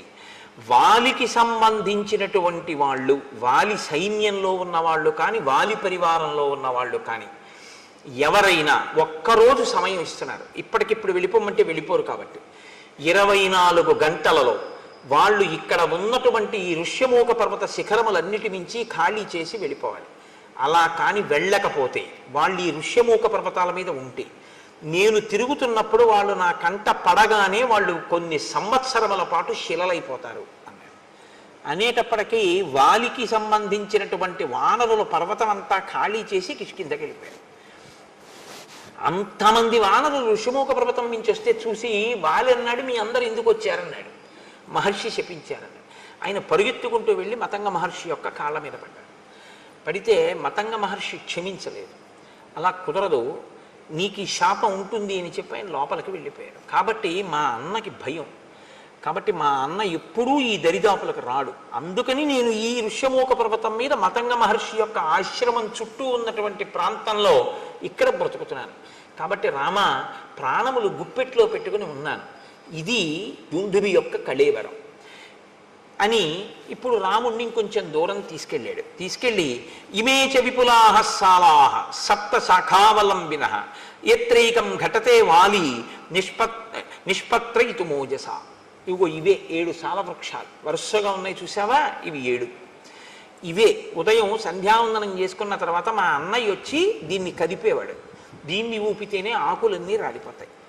రామ, మా అన్నయ్య ఇంత బలవంతుడు, ఇంత వేగం ఉన్నవాడు, నేను చెప్పవలసింది చెప్పాను, నీకు నమ్మకం ఉందా వాళ్ళని చంపగలనని అని అడిగాడు. అంటే ఇంత చెప్పినా బలవంతుడు అనుకుంటున్నావా, నిజంగా అంత బలం ఉందా అంటే రాముడేమనలేదు, లక్ష్మణుడు నవ్వాడు. ఆయన అన్నాడు, తథాబ్రమాణం సుగ్రీవం ప్రహసన్ లక్ష్మణోబ్రవీత్ కస్మిన్ కర్మని నిర్వృత్తే శ్రద్ధద్యా వలినోవధం. ఏమి నీకు అనుమానమా, మా అన్నయ్య చంపగలడు వాలిని. వాలికి ఎంత వేగం ఉందో అంతకన్నా వేగం మా అన్నయ్య బాణానికి ఉంది. నీకు అనుమానమా? నేను చెప్తున్నాను మా అన్నయ్య చంపగలడని. అనుమానం ఉంటే ఏం చేస్తే నమ్ముతావు చెప్పు అన్నాడు. ఇప్పుడు ఏమనాలి నిజంగా నమ్మకం ఉంటే? లక్ష్మణుడు ఈ మాట అన్న తర్వాత సరే అయితే రామ నేను యుద్ధానికి ఎడతాననాలి. కానీ ఆయన అలా అనలేదు. సుగ్రీవుడు అన్నాడు, నువ్వు ఒక్క బాణంతో ఒక సాలవృక్షాన్ని కొడితే నేను నమ్ముతాను. ఒక బాణంతోటే కొట్టాలి, ఒక్కసారి విడిచిపెట్టాలి. ఆ బాణం ఒక సాలవృక్షాన్ని కానీ కొట్టగలిగితే నువ్వు మా అన్నయ్యని కొట్టగలవు అని నేను నమ్ముతాను. ఎందుకంటే ఒక సాలవృక్షాన్ని కలిగితే ఆకులు రాలేవి కాబట్టి వాలికి. 2 ఈ దుందుబి అస్థిపంజరం ఉంది చూసావా, దాన్ని మా అన్నయ్య ఎత్తి 2 చేతులతో యోజనం దూరం విసిరాడు. నువ్వు నీ కాలి బొటన వేలుతో దీన్ని ఎత్తి 200 ధనస్సుల దూరం విసిరి చూస్తానంటే 400 గజాలు విసిరితే నేను నమ్ముతాను అన్నాడు. అంటే సుగ్రీవుడికి నమ్మకం కలిగించడానికి ఆయన కర్మ అండి రామచంద్రమూర్తికి, ప్రయోజనం సుగ్రీవుడిది, పరీక్ష రామచంద్రమూర్తికి. అంత బలం ఉందా లేదా ముందు నాకు చూపించు అంటే డ్రైవింగ్ లైసెన్స్కి బ్రేక్ ఇన్స్పెక్టర్ గారి ముందు ఒకసారి స్కూటర్ నడిపినట్టు సుగ్రీవుడి ముందు రామచంద్రమూర్తి తన విలువిద్యని ప్రదర్శిస్తున్నారు. ఎటువంటి మహానుభావుడు, ఎటువంటి స్థితి. కాబట్టి ఇప్పుడు ఆయన అన్నాడు, సరే నీకు నా బలం తెలియాలి అంతే కదా. అంటే వెంటనే సుగ్రీవుడు అంటాడు, అయ్యయ్యో మీ బలం నాకు తెలియక కాదు, మీరు దేవేంద్రుడు అంతటి బలవంతులు. మీరు దేవేంద్రుడిని ఏమిటి 3 లోకములను నిగ్రహిస్తారు, అంతటి బలపరాక్రమములు ఉన్నవారు. దశరథ మహారాజు గారి కొడుకు, మహానుభావుడివి, అస్త్రశస్త్రములు ఎరిగిన వాడివి. కానీ వచ్చిన ఇబ్బంది ఏమిటంటే మా అన్నయ్య బలం నాకు ప్రత్యక్షంగా తెలుసు, నీ బలం విన్నానంతే, నాకు ప్రత్యక్షంగా తెలియదు. కింతు తస్య బలజ్ఞోహం బలశాలినః అప్రత్యక్షం తుమే వీర్యం సమరేతవ రాఘవ. మా అన్నయ్య యుద్ధాలు చేయడం నేను చూశాను, మా అన్నయ్య ఓడిపోవడం అన్నది నేను చూడలేదు. వాళ్ళెప్పుడు ఓడిపోలేరు జీవితంలో, కాబట్టి వాలి ఓడిపోవడం అన్నది నేను చూడలేదు. బలానా దానికి ఓడిపోతాడని చెప్పడం కుదరదు. అంత వేగం, అంత బలం నీకు ఉంది అని నేను విన్నాను, కానీ నేను ఎప్పుడు చూడలేదు. కాబట్టి ప్రత్యక్షంగా చూస్తే ధైర్యం వేరు. కాబట్టి ఓసారి ఇవి 2 చేసి చూపిస్తే నమ్ముతాడు. పైకి నమ్మినట్టే ఉంటాడు, కానీ ఓసారి ఈ కంటితో చూస్తే కానీ నమ్మనంటుంటాడు. సుగ్రీవుణ్ణి అనక్కర్లేదండి, మనందరం అంతే కదా. మీరు కాదు, మీరు పెద్దలు, నేను మిమ్మల్ని అంటలేదు. నా బోటిగాడు ఈశ్వరుడు ఉన్నాడు అంటుంటాను, కానీ ఏమో ఎందుకైనా మంచిది మన గొడవ మనం చూసుకుంటుంటే అంటుంటాం. నమ్మినట్టు ఉంటాం, కానీ అవును ప్రహ్లాదుని రక్షించాడు, అవును రామచంద్రమూర్తి అదేంటి వానరులందరినీ రక్షించారు అంటాం, రామాయణం అంతా చెప్తాం, కానీ మన అపనమ్మకం మందే. సుగ్రీవుడు అంతే. కాబట్టి ఇప్పుడు ఆయన నీకు నమ్మకం కలగడం కోసం నేను ఈ దుందిపి కళేవరాన్ని ఎత్తి విసిరాలంతే కదా అని ఏదైనా ప్రత్యయోస్మాసు విక్రమే తమ వానర ప్రత్యయం సమరే శిలాఘ్యం అహముత్పాదయామితే రాఘవో దుందుభే కాయం పాదాంగుష్ఠేన లీలయా తోలయిత్వా మహాబాహు చిక్షేప దశయోజనం. వాలి 2 చేతులతో ఎత్తి గిరగిరా తిప్పి 1 యోజనం విసిరినటువంటి దుందుభి యొక్క కళేబరాన్ని రామచంద్రమూర్తి తన కాలి బొటన వేలితో పైకెత్తి దశయోజనం చిక్షేప దశయోజనం 10 యోజనముల దూరం విసిరిశారు కాలి బొటన వేలితో. నమ్ముతావా అన్నాడు. అంటే ఆయన అన్నాడు, అప్పుడు మా అన్నయ్య చంపినప్పుడు అది పచ్చిగా ఉంది, మాంసంతో ఉంది, నెత్తుటితో ఉంది, బరువుగా ఉంది, ఎత్తి యోజనం విసిరాడు. ఇప్పుడు చాలా కాలం అయిపోయింది, ఎండిపోయింది, అస్థిపంజరం అయిపోయింది. దాన్ని నువ్వు బొటన వేలుతో విసిరావు 10 యోజనాలు. ఒక్క సాలవృక్షాన్ని కూడా కొట్టు ఒక బాణంతో, కొడితే నమ్ముతాను అన్నాడు. అంటే ఇంకా ఇప్పటికీ కూడా పూర్తిగా నమ్మకం కలగలేదు. వెంటనే రాముడు స గృహీత్వా ధనుర్ఘోరం శరమేకంచమానద సాలముద్దిశ్య చిక్షేప జాస్వనై పురయం దిశ స విసృష్టో బలవత బాణ స్వర్ణపరిష్కృత భిత్వా సాలాం గిరిప్రస్థే సప్త భూమిం వివేశ ప్రవిష్టశ్చ ముహూర్తేన ధరాం భిత్వా మహాజవ నిష్పత్య చ పునస్తూర్ణం స్వతూణీం ప్రవివేశ తాన్ దృష్ట్వా సప్త నిర్భిన్నాన్ సాలాన్ వానరపుంగవ రామస్య శరవేగేన విస్మయం పరమంగతః. నీకు నమ్మకం కల్పించడానికి ఒక సాలవృక్షం కొట్టాలి ఒక బాణంతో, అంతే కదా అని ఒక ఘోరమైన బాణాన్ని తన అమ్ముల పొదలోంచి తీసి వింటినారికి సంధించి ఆకర్ణాంతము లాగి ఆ బాణాన్ని సాలవృక్షముల మీదకి ప్రయోగించాడు రాముడు. అది ఒక ముహూర్త కాలంలో, అంటే అనే లోపల 7 సాలవృక్షములను కొట్టి ఎదురుగుండా ఉన్న పర్వతము యొక్క శిఖరములను కొట్టి పాతాళలోకంలోకి వెళ్ళి పాతాళలోకాన్ని దర్శించి మళ్ళీ పైకొచ్చి రామచంద్రమూర్తి యొక్క అమ్ముల పొదిలోకి చేరిపోయింది ఒక ముహూర్తం. ఇది చూసి ఒక్కసారి విస్మయం పరమంగత. అబ్బా, ఇంత వేగమా రాముడి బాణానికి? మా అన్నయ్యదే వేగం అనుకున్నాను. అమ్మో, ఇలా అనేటప్పటికీ బాణం 7 సాలవృక్షములను కొట్టి పర్వతాన్ని కొట్టి ఛేదించి భూమిలోకి పాతాళంలోకి వెళ్ళి పాతాళ వివరాన్ని చూసి మళ్ళీ పైకి వచ్చి అక్షయబాణ తూణీరంలోకి వెళ్ళిపోయి చేరిపోయి. ఇప్పుడు నిలబడలేదు. ఇప్పటిదాకా ఆయన్ని నిలబెట్టి తను కూర్చుంటాడు. ఇప్పటిదాకా కొమ్మ కొట్టి ఆయన్ని ఇలా కూర్చో అని తను కూర్చోబెడతాడు.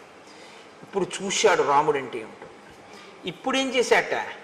సమూర్జ్ఞ న్యపతద్ధూమౌ ప్రలంబీకృత భూషణ సుగ్రీవ పరమప్రీతో రాఘవాయ కృతాంజలి. ఇప్పుడు ఆయన ముందు ఇలా వంగిపోయి 2 చేతులతో అంజలి ఘటిస్తే ఆభరణములు వ్రేలాడాయి అన్నారు మహర్షి. ఎంత పెద్ద మాట చూడండి.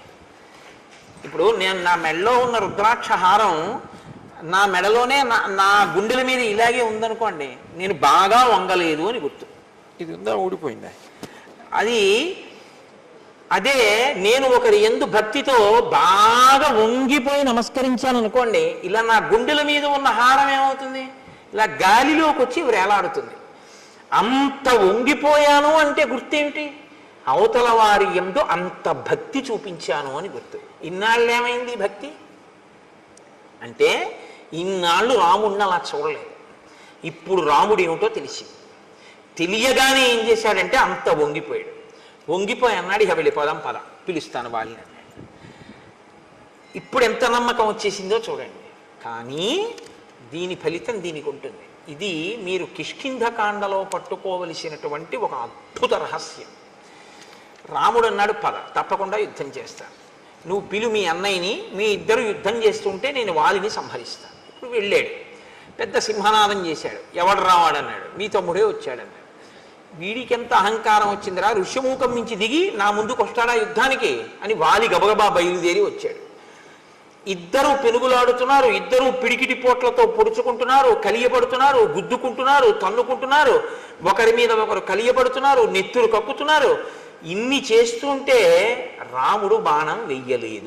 అంత మెరుపు వేగం కలిగినటువంటి బాణాన్ని రాముడు ఇతనే వాలి అనుకుని వేసేస్తే అది సుగ్రీవుడి మీద పడిపోతే ఇప్పుడు రాముడి పట్ల ఎంత అధర్మం అయిపోతుంది, మిత్రఘాతకుడు అయిపోతాడు. కాబట్టి తతోన కృతవాన్ బుద్ధిం మోక్తుమంతకరం శరం, అది వేస్తే దెబ్బ తగలడం కాదు, అది చంపేస్తుంది మనిషిని. కాబట్టి బాణాన్ని వేయలేదు, ఆగిపోయాడు రాముడు. ఇప్పుడు తినవలసినన్ని దెబ్బలు తినేసి పారిపోయాడు ఋషిముఖ పర్వతం మీద. పారిపోయి కూర్చున్నాడు తల వంచుకొని. మళ్ళీ రామలక్ష్మణులు వీళ్ళు మంత్రులు వెళ్ళారు. వీడికి తల వంచుకుని కూర్చున్నవాడు రాముడి వంక చూశాడు. రాముడు ఏమనలేదు. సుగ్రీవుడే అన్నాడు, నా మానాన్ని నేనున్నాను, అగ్నిసాక్షిగా మిత్రత్వం చేసుకున్నావు, సాలవృక్షాలు కొట్టావు, మా అన్నయ్యని కొట్టేస్తాను యుద్ధానికి పిలవమన్నావు, నీ మాట నమ్మి యుద్ధానికి వెళ్ళాను, నన్ను చితక పొడి చేశాడు, నువ్వు బాణం వేయలేదు. నేను వాలిని చంపనని ఒక మాట ముందు చెప్తే ఏమై ఉండేది, ఎందుకు పంపావు నన్ను అని అడిగాడు. అడిగితే ఆయన అన్నాడు, నిన్ను రక్షించడానికి వాలిని సంహరించడానికి నేను బాణప్రయోగం చెయ్యాలిగా. మీ ఇద్దరూ ఒక్కలా ఉన్నారు, నేను నిన్ను చూశాను కానీ వాలిని చూడలేదు ఇత పూర్వం. నువ్వు వాలిని పిలవడమేమిటి, వాడు యుద్ధానికి వచ్చేసాడు. ఇద్దరూ కలిగిపడిపోయారు. ఇద్దరూ కలిగిపడిపోయిన తర్వాత ఎంత పరికించి చూసినా ఇద్దరూ ఒక్కలాగే కనపడుతున్నారు. ఎవరు వాలో ఎవరు సుగ్రీవుడో నాకు తెలియలేదు. నిజం కూడా అంతేనండి, ఇద్దరు అలా ఉంటారు వాలి సుగ్రీవులు. కాబట్టి ఇద్దరూ అలా ఉన్నారు కాబట్టి నేను ఎవరో తెలియలేదు. పైగా మల్ల యుద్ధం చేసేటప్పుడు ఎలా ఉంటుందంటే, ధనుర్వేదంలో బాణప్రయోగం చేసుకునేటప్పుడు ఒకరి ముందు ఒకరు నిలబడి ఉంటారు. ఇటుపక్క ఒకరి నుంచి ఉంటే అటుపక్క ఒకరి నుంచి ఉంటారు. ఆయన రథం నుంచి ఈయన మీదకి బాణాలు వేస్తూ ఉంటాడు. ఏదో కొంత పరికించే అవకాశం ఉంటుంది. మల్ల యుద్ధంలో అలా ఉండదు. కింద పడుతూ ఉంటారు, మీద పడుతూ ఉంటారు, దుల్లుతూ ఉంటారు, గుద్దుకుంటూ ఉంటారు, కొట్టుకుంటూ ఉంటారు, పూడ్చుకుంటూ ఉంటారు, అరుచుకుంటూ ఉంటారు. అటు తిరుగుతుంటారు, ఇటు తిరుగుతుంటారు. ఎవడని తెలుస్తుంది? తెలియకుండా ఇతనే వాళ్ళనుకుని వేసేశాకని సుగ్రీవుడైతే అందుకు నేను వేయలేదన్నాడు. అంగీకరించాడు సుగ్రీవుడు. కానీ ఇప్పుడు మళ్ళీ వెళ్ళు మీ అన్నయ్య దగ్గరికి అన్నాడు. అయ్య బాబోయ్ అని భయం వేయదు. కాబట్టి నువ్వు బెంగ పెట్టుకోకు లక్ష్మణ, అదిగో ఆ పర్వత చర్యల కింద గజపుష్పీం ఇమాం పుల్లాం ఉత్పాట్య శుభలక్షణాం కురు లక్ష్మణ కంఠేస్య సుగ్రీవస్య మహాత్మనః. అదిగో అక్కడే నాగకేసరపు లత ఒకటి పుష్పించినటువంటిది పెరిగి ఉంది. ఆ లతని పీకి పట్రా లక్ష్మణ, పట్టుకొచ్చి పువ్వులతో ఉన్నటువంటి ఆ తీగని మెడలో మాలగా వేయి సుగ్రీవుడికి. ఇప్పుడు ఈ గజపుష్పలత ఉన్నటువంటి వాడు సుగ్రీవుడు, అది లేనివాడు వాలి. నాకు గుర్తు తెలుస్తుంది. ఇప్పుడు వాలిని సంహరిస్తాను. కాబట్టి నువ్వు మళ్ళీ వెళ్ళి ఇప్పుడు పిలు మీ అన్నయ్యని యుద్ధానికి, నీకేమీ ప్రమాదం రాదు. ఇక్కడే మీరు ఒక విషయాన్ని గమనించాలి. ఇది యథార్థమేనా? రాముడు నిజంగా బాణం వేయకపోవడానికి కారణం అంతేనా? అంతే. మీరు అందులో ఏమాత్రమైన సందేహాన్ని మనసులో పెట్టుకుని మాట్లాడితే, రాముడు కొమ్మ వేశాడు సుగ్రీవుడు కూర్చోబెట్టలేదు, లక్ష్మణుడిని కూర్చోబెట్టలేదని మనసులో పెట్టుకుని బాణం వేయలేదండి అన్నారనుకోండి, రాముని యొక్క త్రికరణ శుద్ధిని మీరు శంకించడం అవుతుంది. మరి రాముడు బాణం వెయ్యడానికి వీలు లేనంతగా వాలి సుగ్రీవులు ఒక్కలా కనపడి రాముడు బాణం వెయ్యలేని స్థితి ఎందుకు వచ్చింది? సుగ్రీవుడి పాపమే అలా చేసింది. ఏమిటా పాపం? మహాత్ముల పట్ల అమర్యాదతో ప్రవర్తించడం, మహాత్ముల పట్ల మర్యాదతో ప్రవర్తించడం, ఈ రెండు సద్య ఫలితాలు ఇస్తాయి. మీరు ఒక పాపకర్మ చేసి ఉన్నారనుకోండి, మీరంటే మనం ఒక పాపకర్మ చేసామనుకోండి, అది ఎప్పుడో ఫలితాన్ని ఇస్తుంది. కొన్ని అవి ఏం చేస్తాయంటే వెంటనే ఏం ఫలితాన్ని ఇవ్వవు, ఇస్తాయి ఎప్పుడో, తర్వాత ఎప్పుడో ఇస్తాయి. కొన్ని ఈశ్వరుడు ఏం చేస్తాడంటే తర్వాత వరకు కూడా ఉంచడు. కొన్ని చాలా భయంకరమైనటువంటి ఉంటాయి. అందులో అత్యంత ప్రమాదకరమైనటువంటి దోషం మహాత్ముల జోలికి వెళ్ళడం. ఈశ్వరుణ్ణి బాగా గుండెలలో నమ్మి ఆరాధించేటటువంటి వాడు కానీ బాధపడేటట్టు మీరు ప్రవర్తిస్తే, ఆయన బాధపడ్డాడా పడలేదా పక్కకు వదిలేయండి, ఆయన పడకపోవచ్చు. ఆయన బాధ పడకపోయినా ప్రవర్తించినందుకు మీరు ఫలితం అనుభవించవలసింది. ఆయన పడలేదు కదండి ఫలితం, ఆయన ఏం బాధపడితే కదా నాకు ఫలితం ఇవ్వడానికి, అది వేరు. నువ్వు ప్రవర్తించావా లేదా, ఈశ్వరుడు ఫలితం ఇచ్చేస్తాడంతే. నేను మీకు ఒక ఉదాహరణ చూపిస్తాను. సుబ్రహ్మణ్యేశ్వర స్వామి వారు ఈ దేశంలో సనాతన ధర్మంలో కర్మ మార్గాన్ని ముందు శంకరాచార్యుల వారు జ్ఞాన మార్గాన్ని నిలబెట్టడానికి వచ్చేటప్పటికి, శంకరాచార్యుల వారు అద్వైత స్థాపకుడు అంటారు, అంతకన్నా తప్పు మాట ఇంకోటి లేదు. శంకరులు అద్వైత స్థాపకులు కారు. ఎలా వచ్చేసిందో నాకు తెలియదు. ఆఖరికి ఆయన నామావళిలో కూడా అద్వైత స్థాపక ఆయన మహాన్ రాస్తూ ఉంటారు. ఆయన అద్వైత స్థాపకులు ఏంటి? అద్వైత స్థాపకులు శంకరాచార్యుల వారైతే అంతకు ముందు లేని దాన్ని ఆయన కొత్తగా తీసుకొచ్చి పెట్టినవారు. ఆ అవతారం వచ్చిందే వేదాన్ని ప్రచారం చేయడానికి. అద్వైతము వేదాంతర్గతమైన సిద్ధాంతము, వేదాంతర్గతము వేదసారమే అద్వైతము. వేదసారమైన అద్వైతాన్ని ఆయన ప్రచారం చేశారు. అద్వైత ప్రచారకులే తప్ప అద్వైత స్థాపకులు శంకరులు కారు. అద్వైత స్థాపకులు అంటే అంతకు ముందు లేనిది ఇప్పుడు కొత్తగా తెచ్చినది అవుతుంది. ఆయన ఏదీ కొత్తగా పెట్టలేదు, ఉన్నదాన్నే ఆయన ప్రచారం చేశారంతే. అప్పుడే శంకరాచార్యులు వారి అవతారం గురించి మీకు సరిగా అర్థమైందని గుర్తు. ఒక లేఖి ప్రశ్న ఒకటి వేస్తుంటారు, ఆయన జగద్గురువులు ఎప్పుడయ్యారని. జగద్గురువులు అవడం ఏమిటైనా? ఆయన పుట్టడం జగద్గురువుగా పుట్టారు. అసలు ఆయన జగద్గురువు అవడం అన్న మాట లేదు, ఆయన పుట్టడమే జగద్గురుత్వం అంతే. కైలాస శంకరుడు కాలది శంకరుడిగా రావాలనుకున్నప్పుడే జగద్గురువుగా వచ్చారు ఆయన. తప్పించి అందుకే అసలు ఆయన వస్తూనే సన్యాసాశ్రమం తీసుకోవడానికే సిద్ధపడి ఉన్నారు, వివాహం చేసుకోలేదు. ఆతృత సన్యాసం స్వీకరించి లోకమంతా తిరిగారు. నాకు భవతి భిక్షాందేహి అంటే చేతిలో ఏ తల్లి కవళం వేస్తుందో వాళ్ళందరూ నా తల్లులే అన్నారు ఆయన. అమ్మా, నేను నీ దగ్గర ఉంటే నువ్వు ఒకటివే తల్లివి, నేను దేశమంతా తిరిగితే నాకు ఆకలేసి ఏ ఇంటి ముందుకెళ్ళి అన్నం అడిగితే నా చేతిలో అన్నం పెట్టిన తల్లులందరూ నాకు తల్లులే, కాబట్టి నేను సన్యాసం స్వీకరిస్తా అన్నారు. ఆయన ఎప్పుడో జగద్గురువు, పుట్టుకతోనే జగద్గురు. ఆయన ఒకప్పుడు జగద్గురువు అవడం, ఒక జగద్గురువు అవకపూర్వం అలా ఏముండవు శంకరాచార్యుల వారి అవతారంలో. అది తెలుసుకుని మాట్లాడాలి చెప్పేటప్పుడు. కాబట్టి ఇక్కడ శంకరాచార్యుల వారు జ్ఞాన మార్గ ప్రచారం చేసి అద్వైత సిద్ధాంత ప్రచారం ప్రారంభం చెయ్యడానికి ముందు ముందు సనాతన ధర్మాన్ని పటిష్టం చేయడం కోసం కర్మ మార్గాన్ని పటిష్టం చేయడానికి సుబ్రహ్మణ్యేశ్వర స్వామి కుమారిల భట్టు అన్న రూపంలో వచ్చారు.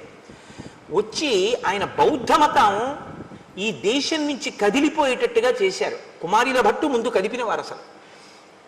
కాబట్టి శంకరాచార్యులు వారు బౌద్ధానికి వ్యతిరేకంగా ఉన్నారంటారు, తప్పది. శంకరులని బౌద్ధం తట్టుకోలేకపోయింది తప్ప. శంకరులు అసలు ఎప్పుడూ ఎవరిని వెళ్ళదోసే ప్రయత్నం చేయలే. ఎందులో మంచి ఉంటే దాన్ని ఆయన గ్రహించారంతే. శంకరుల గురించి మీకు సరిగా అర్థమైతే మీరు శంకరుల గురించి మాట్లాడే మాటలు వేరుగా ఉంటాయి. శంకరులు ఎప్పుడూ ఎవరిని ఓడించి తరిమేయడం ఆయన యొక్క సిద్ధాంతం కానే కాదు, ఆయన ఆశయము కాదు. ఆయన ప్రతి దాంట్లోంచి సారమున్న ప్రతి దాన్ని ఆయన తీసుకున్నారు. ఎంతవరకు పనికొస్తుందో అంతవరకు చూపించారు. ఏది అనుష్ఠాన యోగ్యము కాదో అది అందుకు పనికిరాదు అని చెప్పారంతే తప్ప నే పట్టుకున్నదే సత్యం మిగిలినవన్నీ అసత్యాలని శంకరాచార్యుల వారు అసలు ఎప్పుడూ మాట్లాడలేదు. అలా మాట్లాడితే అటువంటి సంకుచితత్వంతో ప్రవర్తిస్తే శంకర భగవత్పాదులు షణ్మత స్థాపనాచార్యులు కానే కాలేరు. తర్వాత చాలామందికి ఒక అపోహ, శంకరాచార్యుల వారు విభూతి రేఖలు పెట్టుకుంటారు కాబట్టి ఆయన శివుడు, ఆయన పరమశివుణ్ణి ప్రధాన దైవంగా ఆరాధించిన వారు అని అనుకుంటారు. నేను మీకు ఒక యథార్థం చెప్పనా, శంకరాచార్యుల వారంత గొప్ప వైష్ణవుడు ఎక్కడ? శంకరాచార్యుల వారు చాలా గొప్ప వైష్ణవుడు. నేను ఎందుకు ఈ మాట అంటున్నానో తెలుసా అండి? శంకరాచార్యుల వారి ఆరాధ్య దైవం కృష్ణ పరమాత్మ. మీరు ఇప్పటికీ కాలడి వెడితే కాలడిలో ఆయన ఆరాధించినటువంటి కృష్ణ పరమాత్మ యొక్క స్వరూపాన్ని శృంగగిరి పీఠం వారే అక్కడ ఉంచారు. సచ్చిదానంద శివాభినవ నరసింహ భారతీ స్వామి వారు కదండి, మహానుభావుడు. ఆ ప్రాంతానికి వెళ్ళి శంకరులు ఎక్కడ స్నానం చేశారో, ఎక్కడ మొసలి ఆయన కాలు పట్టుకుందో ఆ ప్రాంతాన్ని గుర్తించి శంకర భగవత్పాదులు తన తల్లిగారిని సమాధి చేసినటువంటి ప్రదేశాన్ని కూడా గుర్తించి అక్కడ శంకరాచార్యుల వారు పుట్టినటువంటి గదిని గుర్తించి ఆయన జ్ఞానశక్తి చేత అక్కడ శంకరాచార్యుల వారి గుడి కట్టించి ఎక్కడ రోజు ఆయన వెళ్ళి స్నానం చేసేవారో, తల్లిగారు స్నానం చేసేవారో, పూర్ణానదిని తీసుకొచ్చినప్పుడు కృష్ణాలయం అందులో మునిగిపోతుంటే కృష్ణుడు శంకరా నేను ఇప్పుడు ఎక్కడుండను అంటే ఆయన తీసుకొచ్చి బయట ఎక్కడ పెట్టారో అవన్నిటినీ పరిరక్షించారు శృంగగిరి పీఠం వారు. సచ్చిదానంద శివాభినవ నరసింహ భారతీ జాతికి అందించినటువంటి గొప్ప ఉపకారం. అందుకే శృంగగిరి పీఠాన్ని అధివసించిన మహాపురుషులందరూ ఏదో ఒక గొప్పతనాన్ని ప్రతి ఒక్కరూ ఒక్కొక్కటి ఈ దేశానికి అందించి వెళ్ళారు. అవతార పరిసమాప్తి చేసే లోపల శంకరాచార్యుల వారి జీవితం అంతా కూడా ఎక్కడ మంచి ఉంటే దాన్ని గ్రహించడం. అసలు ఆయన బ్రహ్మచర్యంలో ఉండగా ఆయన నోటి వెంట వచ్చిన మొట్టమొదటి స్తోత్రం లక్ష్మీ స్తోత్రం. విభూతి పెట్టుకోవడం అంటారా? విభూతి పెట్టుకోవడం అనేటటువంటిది వైదికమైన ప్రక్రియ, వేదాంతర్గతము. ఆ విభూతిని ఎడమ చేతిలో వేసుకుని కుడి చేతితో మూసి చెప్పవలసిన మంత్రం చెప్పి స్నానం అయిన తరువాత ఇస్తే సజల భస్మ, స్నానం చేయకపోతే పొడి భస్మ పెట్టుకోవాలని.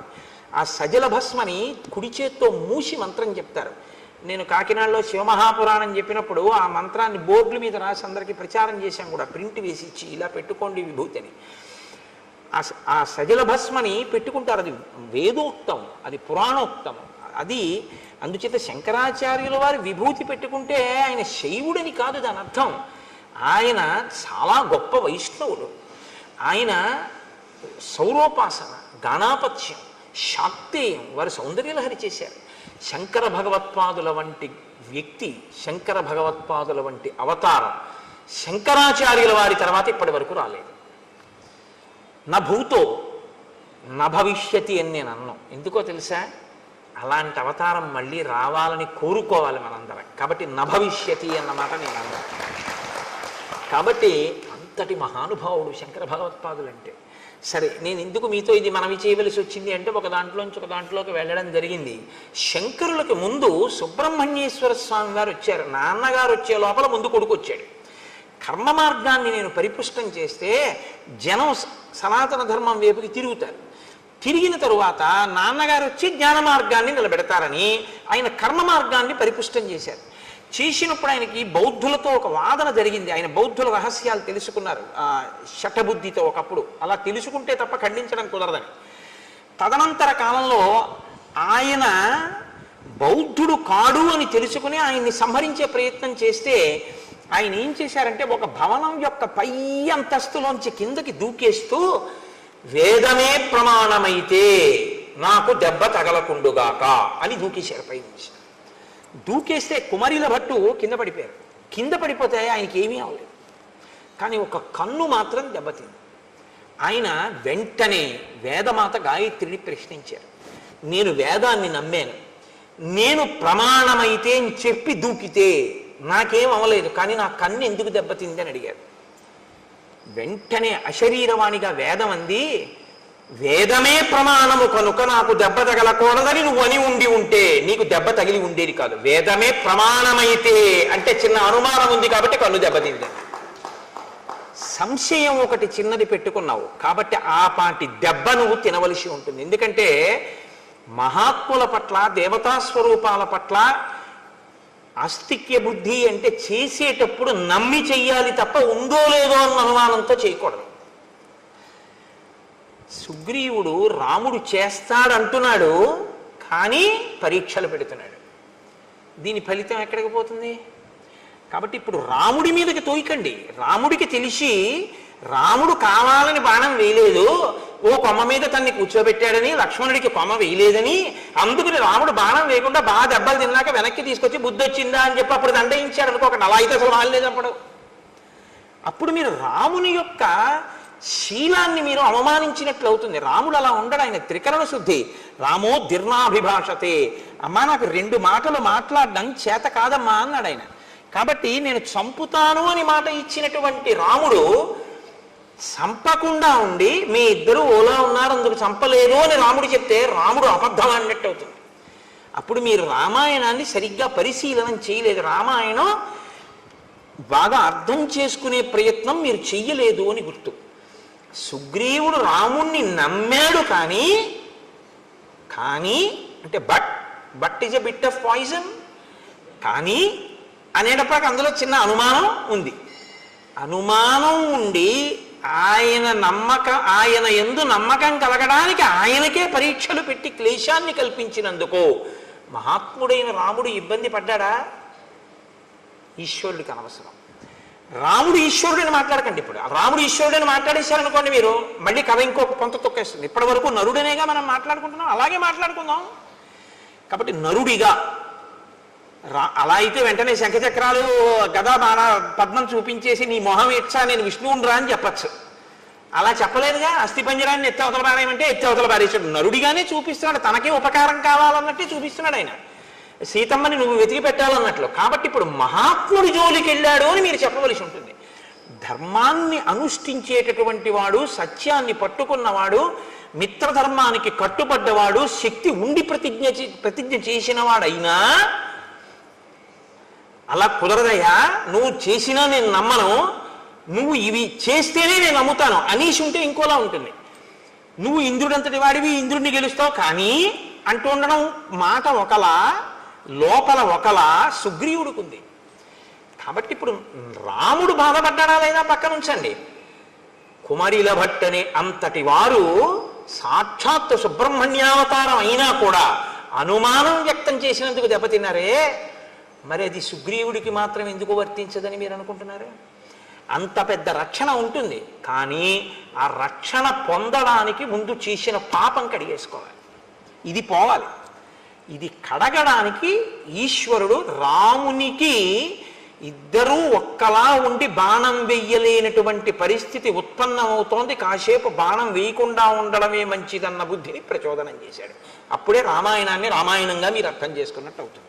ఇప్పుడు రాముడి దోషం ఏముంది? ఆయన అదే చెప్పాడు, మీ ఇద్దరూ అశ్విని దేవతల్లో ఉన్నారు, ఒక్క బాణం సరే వేసేద్దాం ఏమైతే అయింది అని వేసేయడానికి అది మామూలు బాణం కాదు, ప్రాణాలు గడించేస్తుంది. నువ్వు చచ్చిపోతే ఇక నా జీవితం వ్యర్థం. ఎందుకంటే నేను ధర్మం తప్పలేదన్నాడే. నేను ఎప్పుడు ధర్మం తప్పలేదు. మిత్రుణ్ణి చంపేసి మాట ఇచ్చి నిన్ను కాపాడతాను అని అగ్నిసాక్షిగా నేను నీతో స్నేహం చేసి ఎవరెవరో గుర్తుపట్టలేకపోతున్నాను అని తెలిసి కూడా బాణం వేసేనా? వాలి చచ్చిపోతే పర్వాలేదు, రెండో కోణం కూడా ఉంటుంది కాబట్టి తెలియకుండా వేసినప్పుడు నీ మీద పడి ఉంటే ఎలా వేయమంటావు? అందుకు వెయ్యలేదన్నాడు. ఇప్పుడు ఎక్కడ రాముడి దోషం ఉంది నాకు చెప్పండి. ఎందుకు రాముడి మీదకి పెట్టి చూస్తారు మీరు? ఇంకొకలా చూడండి. కిష్కింధకాండ దగ్గరికి వచ్చేటప్పటికి ఉన్న ఇబ్బంది ఏమిటంటే, కిష్కింధకాండలో రాముణ్ణి సరిగ్గా అర్థం చేసుకునే ప్రయత్నం లేక రాముని యందు దోషం ఆరోపించి చెట్టు చాటు నుంచి కొట్టాడు, వాలితో ఇలా అన్నాడు, బాణం వేయకుండా వచ్చేసాడు, సుగ్రీవుడు 2 మాటలు దెబ్బలు తిన్నాడు, ఇవన్నీ ఏవో తెలివి తక్కువ మాటలు అంటుంటాం మనం. కానీ సక్రమంగా మీరు అర్థం చేసుకుంటే రామచంద్రమూర్తి యొక్క శీల వైభవం మీకు అర్థమవుతుంది. మీకు ఒక యథార్థం చెప్పనా? మీరు ఇలా అర్థం చేసుకోవడానికి ప్రయత్నించినప్పుడు అర్థం అవ్వడం కూడా రామానుగ్రహంగానే అర్థమవుతుంది. ఆ రామానుగ్రహంతో అర్థమై మీరు మనసులో అంత ఆనందించగానే, రామా ఎంత ధర్మాత్ముడవు అని ఆలోచించగానే మీ యందు ఒక మార్పు వస్తుంది. ఏమిటో తెలుసా అండి? మీరు మహాత్ముల జోలికి వెళ్ళరు. తప్పు వాళ్ళ జోలికి మనం వెళ్ళకూడదు అన్న నిశ్చయాత్మక బుద్ధితో ఉంటారు కాబట్టి మీకు ఇబ్బందులు రాకుండా ఉంటాయి.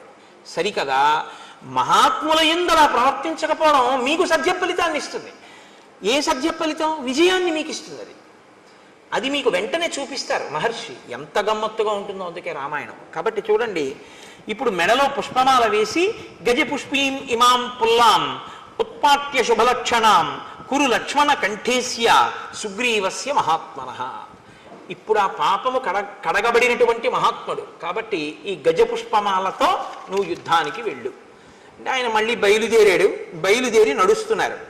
అగ్రతస్తు యయౌ తస్య రాఘవస్య మహాత్మనః సుగ్రీవ సంహతగ్రీవో లక్ష్మణస్య మహాబలః పృష్ఠతో హనుమాన్ వీరో నలో నీలస్య వానరః తారశ్చైవ మహాతేజ హరియూధ సయూధపః. ముందు లక్ష్మణుడు సుగ్రీవుడు నడుస్తున్నారు, వారి వెనక రాముడు నడుస్తున్నారు. రాముడి వెనక హనుమ, తారుడు, ఆ తరువాత నలుడు, నీలుడు, వీళ్ళు ఆయన వెనక నడుస్తున్నారు. అందరూ కలిసి వెడుతున్నారు. ఆకాశం అంతెత్తు పెరిగిపోయినటువంటి చెట్లు, లతలు అవన్నీ కనపడి ఏదో పెద్ద నృత్యాలు, పాటలు అవి వినపడుతున్నట్టు మధురమైనటువంటి ఫలములతో పుష్పములతో నిండిపోయి, కానీ ఆ వనంలోకి ఒక పక్షి కూడా వెళ్లకుండా కనపడింది రాముడికి. ఆశ్చర్యపోయి, ఇన్ని ఫలములు ఇన్ని పుష్పములు ఉండి ఇన్ని చెట్లుంటే ఒక పక్షి అయినా ఉండాలి కదా, ఏదీ లేదేమిటి? ఆశ్చర్యపోయి ఆయన సుగ్రీవుణ్ణి అడిగాడు, ఏమిటి ఇలా ఉంది వనం? రాముడు చాలా గొప్పగా అడుగుతాడండి. ఒక ప్రశ్న వేయడం అంటే ఆయన అలా ఉంటుంది. ఇన్ని చెట్లుంటే పక్షులు ఉండాలి, చెట్లున్నాయి, పళ్ళున్నాయి, తేనె పట్లున్నాయి, పువ్వులున్నాయి, పక్షి లేదు, మృగం లేదు, మనిషి లేడు. ఎందుకు లేదు అలాగా? ఏమిటి దీని విశేషం? సుగ్రీవా, నీకేమైనా తెలుసా? కిష్కింధని పరిపాలించావుగా కొంతకాలం, చెప్పు అన్నాడు. అంటే ఆయన అన్నాడు, అత్ర సప్తజనానామ మునయః సంసితవ్రతాః సప్తైవాసన్నధ శీర్ష నియతం జలశాయినః. ఇక్కడ సప్తజనులు అనబడేటటువంటి మునులు ఉండేవారు 7. వారు చెట్టు కొమ్మలకి కాళ్ళు పైకి పెట్టి తల కింద పెట్టి తపస్సు చేసేవారు. వారు 7 రోజులకొక్కసారి బయటికి వచ్చి వాయువుని భక్షించేవారు. వాళ్ళు నీటిలో పడుకునేవారు. అంత ఘోరమైనటువంటి తపస్సు చేశారు. సప్తరాత్ర కృతాహార వాయునా వనవాసిన దివం వర్ష శతైర్యాత సప్తభి సకళేబరాహ. 700 సంవత్సరములు అలా తపస్సు చేశారు. తపస్సు చేశాక వాళ్ళు సశరీరంగా స్వర్గానికి వెళ్ళిపోయారు. వారు ఇప్పటికీ అప్సరసలతో కలిసి ఈ వనంలోకి వచ్చి క్రీడిస్తూ ఉంటారు. అప్పుడు ఇక్కడ గొప్ప గొప్ప నాట్యములు, అందెల రవళులు, సంగీత ధ్వనులు వినపడుతుంటాయి. ఆ మహామునులు సంచరించిన ప్రాంతం కనుక అందులోకి పక్షులు, మృగములు ఏవి కూడా, ఇందులోకి ఆఖరికి ఇంద్రాది దేవతలు కూడా ప్రవేశించలేరు. ఒకవేళ ఎవరైనా అంత తపశ్శక్తితో కూడినటువంటి ఆ ప్రాంతంలోకి వెడితే, అంత తేజోవంతమైన భూమి యందు అడుగిడితే ఆ తేజస్సుని తట్టుకోలేవు. కాబట్టి యువతల ప్రాణులు వెంటనే చనిపోతారు. కాబట్టి రామ, పక్షులు కాని మృగములు కాని ఏవి ఆ వనంలోకి వెళ్ళవు. అంత గొప్పది. రామ, ఇక్కడ ఒక విషయం చెప్పాలి నేను అని కురు ప్రణామం ధర్మాత్మన్ తాన్ సముద్దిశ్య రాఘవ లక్ష్మణేన సహ భ్రాత్ర ప్రయత సంయతాంజలి. రామ, ఒక్కసారి ఇక్కడ ఆగి ఆ వనం వంక తిరిగి లక్ష్మణ సహితుడవై ఒక నమస్కారం చేయి. ఎందుకు చేయాలి? ప్రణవంతి హియే తేషాం మునీనాం భావితాత్మనాం న తేషాం అశుభం కించిత్ శరీరే రామదృశ్యతే. ఈ సప్త జనులు అనబడేటటువంటి వాళ్ళు తపస్సు చేసినటువంటి వనం వంక తిరిగి ఎవరు నమస్కారం చేస్తారో వాళ్ళకి రోగాలు రావు, వాళ్ళు అనుగ్రహిస్తారు, పైగా వారికి ఉత్తర క్షణంలో విజయం కలుగుతుంది. ఎవరు చెప్తున్నారు ఈ మాట? సుగ్రీవుడు చెప్తున్నాడు. అంటే ఒక కార్యం మీద వెళ్ళేటప్పుడు మహాత్ములు ఉండి వెళ్ళిన భూమికి నమస్కరించినా సరే వాళ్ళని తలుచుకుని విజయం కలుగుతుంది, శరీరానికి అనారోగ్యం కూడా రాదు. మహాత్ములకి నమస్కారం చేస్తే ఈ సజ్జ ఫలితం ఉంటే మహాత్ముల పట్ల ఇంకొకలా ప్రవర్తిస్తే దానికి ఫలితం ఉంటుందా ఉండదా? సజ్జ ఫలితం వెనకది ఆ ఫలితం, ఇప్పుడు ఈ ఫలితం. అంటే వారి మరణిస్తారని గుర్తు, సుగ్రీవుడి మనోరథం ఈడేరుతుందని గుర్తు. మీరు అందుకే కిష్కింధకాండ చాలా జాగ్రత్తగా గమనించవలసి ఉంటుంది. కిష్కింధకాండ ధర్మ సూక్ష్మములతో ఉంటుంది. ఎక్కడికక్కడ మహర్షి మనకి విషయాలు చెప్తుంటారు. అందుకే మహాత్ములైనటువంటి వారు కనపడ్డప్పుడు మీరు ఒక్క నమస్కారం చేసి పరమ గౌరవంతో నిలబడితే చాలు, మీకు ఈశ్వరానుగ్రహం వచ్చేస్తుంది. మహాత్ముల పట్ల మీరు వ్యతిరేకంగా ప్రవర్తిస్తే చాలు, వ్యతిరేక ఫలితం కూడా వచ్చేస్తుంది. కాబట్టి ఇప్పుడు ఒక నమస్కారం చెయ్యి అంటే తతో రామస్సహ భ్రాత్రా లక్ష్మణేన కృతాంజలి. నమస్కారం చేసి అభివాద్యతు ధర్మాత్మా రామో భ్రాతా చ లక్ష్మణ సుగ్రీవో వనరాశ్చైవ జగ్ముహు సంహృష్ట మానసాహ. సంతోషంగా వాళ్ళందరూ కలిసి ఆ కిష్కింధానగరం వైపుకి వెళ్ళారు. వెళ్ళిన తర్వాత సుగ్రీవుడు ఒక మహానాదం ఒకటి చేశాడు. ఆ మహానాదానికి అక్కడ ఉండేటటువంటి గోవులన్నీ కూడా తోకలెత్తి పారిపోయాయి. ఆకాశంలోనూ చెట్ల మీద ఉన్నటువంటి పక్షులన్నీ గుండెలు బద్దలై నేల మీద పడి మరణించాయి. అంత పెద్ద మహానాదం చేశాడు. అప్పుడే సుగ్రీవుణ్ణి తరిమేశానన్న ఆనందంతో అంతఃపురంలోకి వెళ్ళి తారతో క్రీడిస్తూ మధుపానాసక్తుడై ఉన్నాడు వాలి. శ్రుత్వాతు తస్య నినదం సర్వభూత ప్రకంపనం మదశ్చైక పదే నష్టః క్రోధాశ్చాపతితో మహాన్. వెంటనే ఇప్పుడిప్పుడు వీణ్ణి నేను ఇంత యుద్ధం చేసి నెత్తురు కారేటట్టు కొట్టి తరిమొచ్చాను, మళ్ళీ వచ్చి సింహనాదం చేస్తున్నాడు ఆ యుద్ధానికి అని విపరీతమైన క్రోధం వచ్చి లేచి నిలబడ్డాడు వాలి. సతు రోషపరీతాంగో వాలి సంధ్యాతపప్రభ ఉపరక్త ఇవాదిత్య సద్యో నిష్ప్రభతాంగత. గ్రహణం నాడు సూర్యుడు ఎలా కాంతి కోల్పోతాడో నిలబడిన వాలి యందు కోల్పోబడుతున్నటువంటి కాంతి కనపడింది, లేదా కాంతి క్షీణించిన వాలిగా నిలబడ్డాడు. అంటే మృత్యు ఆసన్నం అవుతోంది అని గుర్తు. ఆయన గబగబ అడుగులు వేసి బయటికి ఎడుతున్నాడు. తార ఆయన భార్య. శ్రీరామాయణంలో తార ఒక మెరుపు, అద్భుతం. అసలు కిష్కింధకాండలో తార పాత్ర అనుపమానం. అలా మాట్లాడుతుంది, 2 పర్యాయాలు మాట్లాడుతుంది కిష్కింధకాండలో, 2 సార్లు అంతే. మీరు చెవులు ఒగ్గి వినాలన్నమాట తార మాట్లాడుతుంటే. అలా మాట్లాడుతుంది. బృహస్పతి యొక్క కుమారుడు తారుడు, తారుని యొక్క కూతురు తార. అందుకని తాతగారి తెలివితేటలన్నీ వచ్చాయి ఆవిడికి. మీరు శ్రీరామాయణంలో ఇంకో గమ్మత్తుంది. రామాయణంలో కొన్ని జంటలు కనపడతాయి మీకు. దశరథుడు 3 భార్యలు, సీత రాములు, అహల్య గౌతముడు, తార వాలి, రావణుడు మండోదరి. ఇలా ఒక్కొక్క జంటలో ఒక్కొక్క లక్షణం ఉంటుంది. దశరథుడు కౌసల్య సుమిత్ర కైకేయి. కౌసల్య యందు ఉదాసీనుడు, అసలు పట్టించుకోడు. సుమిత్ర యందు తటస్థుడు, పట్టించుకున్నాడో పట్టించుకోలేదో, విన్నాడో వినలేదో తెలియదు. కైకేయి యందు ప్రేమాస్పదుడు, కొంప ముంచేసింది. అహల్య గౌతములు చెయ్యరానంత అపరాధం అహల్య చేసింది. అయినా తన భార్యని ఉద్ధరించుకుని తన పక్కకి తెచ్చుకోవడమే తప్ప భార్యని విడిచిపెట్టడం అన్నది సనాతన ధర్మంలో లేదని నిరూపించిన వాడు గౌతముడు. తార వాలి. తార ఏది చెప్పినా వింటాడు, నోర్మొయ్యి అని ఎప్పుడు అంటాడు, చక్కగా వింటాడు. తను చేసేదే చేస్తాడు తప్ప తార చెప్పిన మాట పాటించాడు వాలి. రావణుడు మండోదరి అసలు భార్యగా చూసినట్లు కూడా మీకు కనపడదు.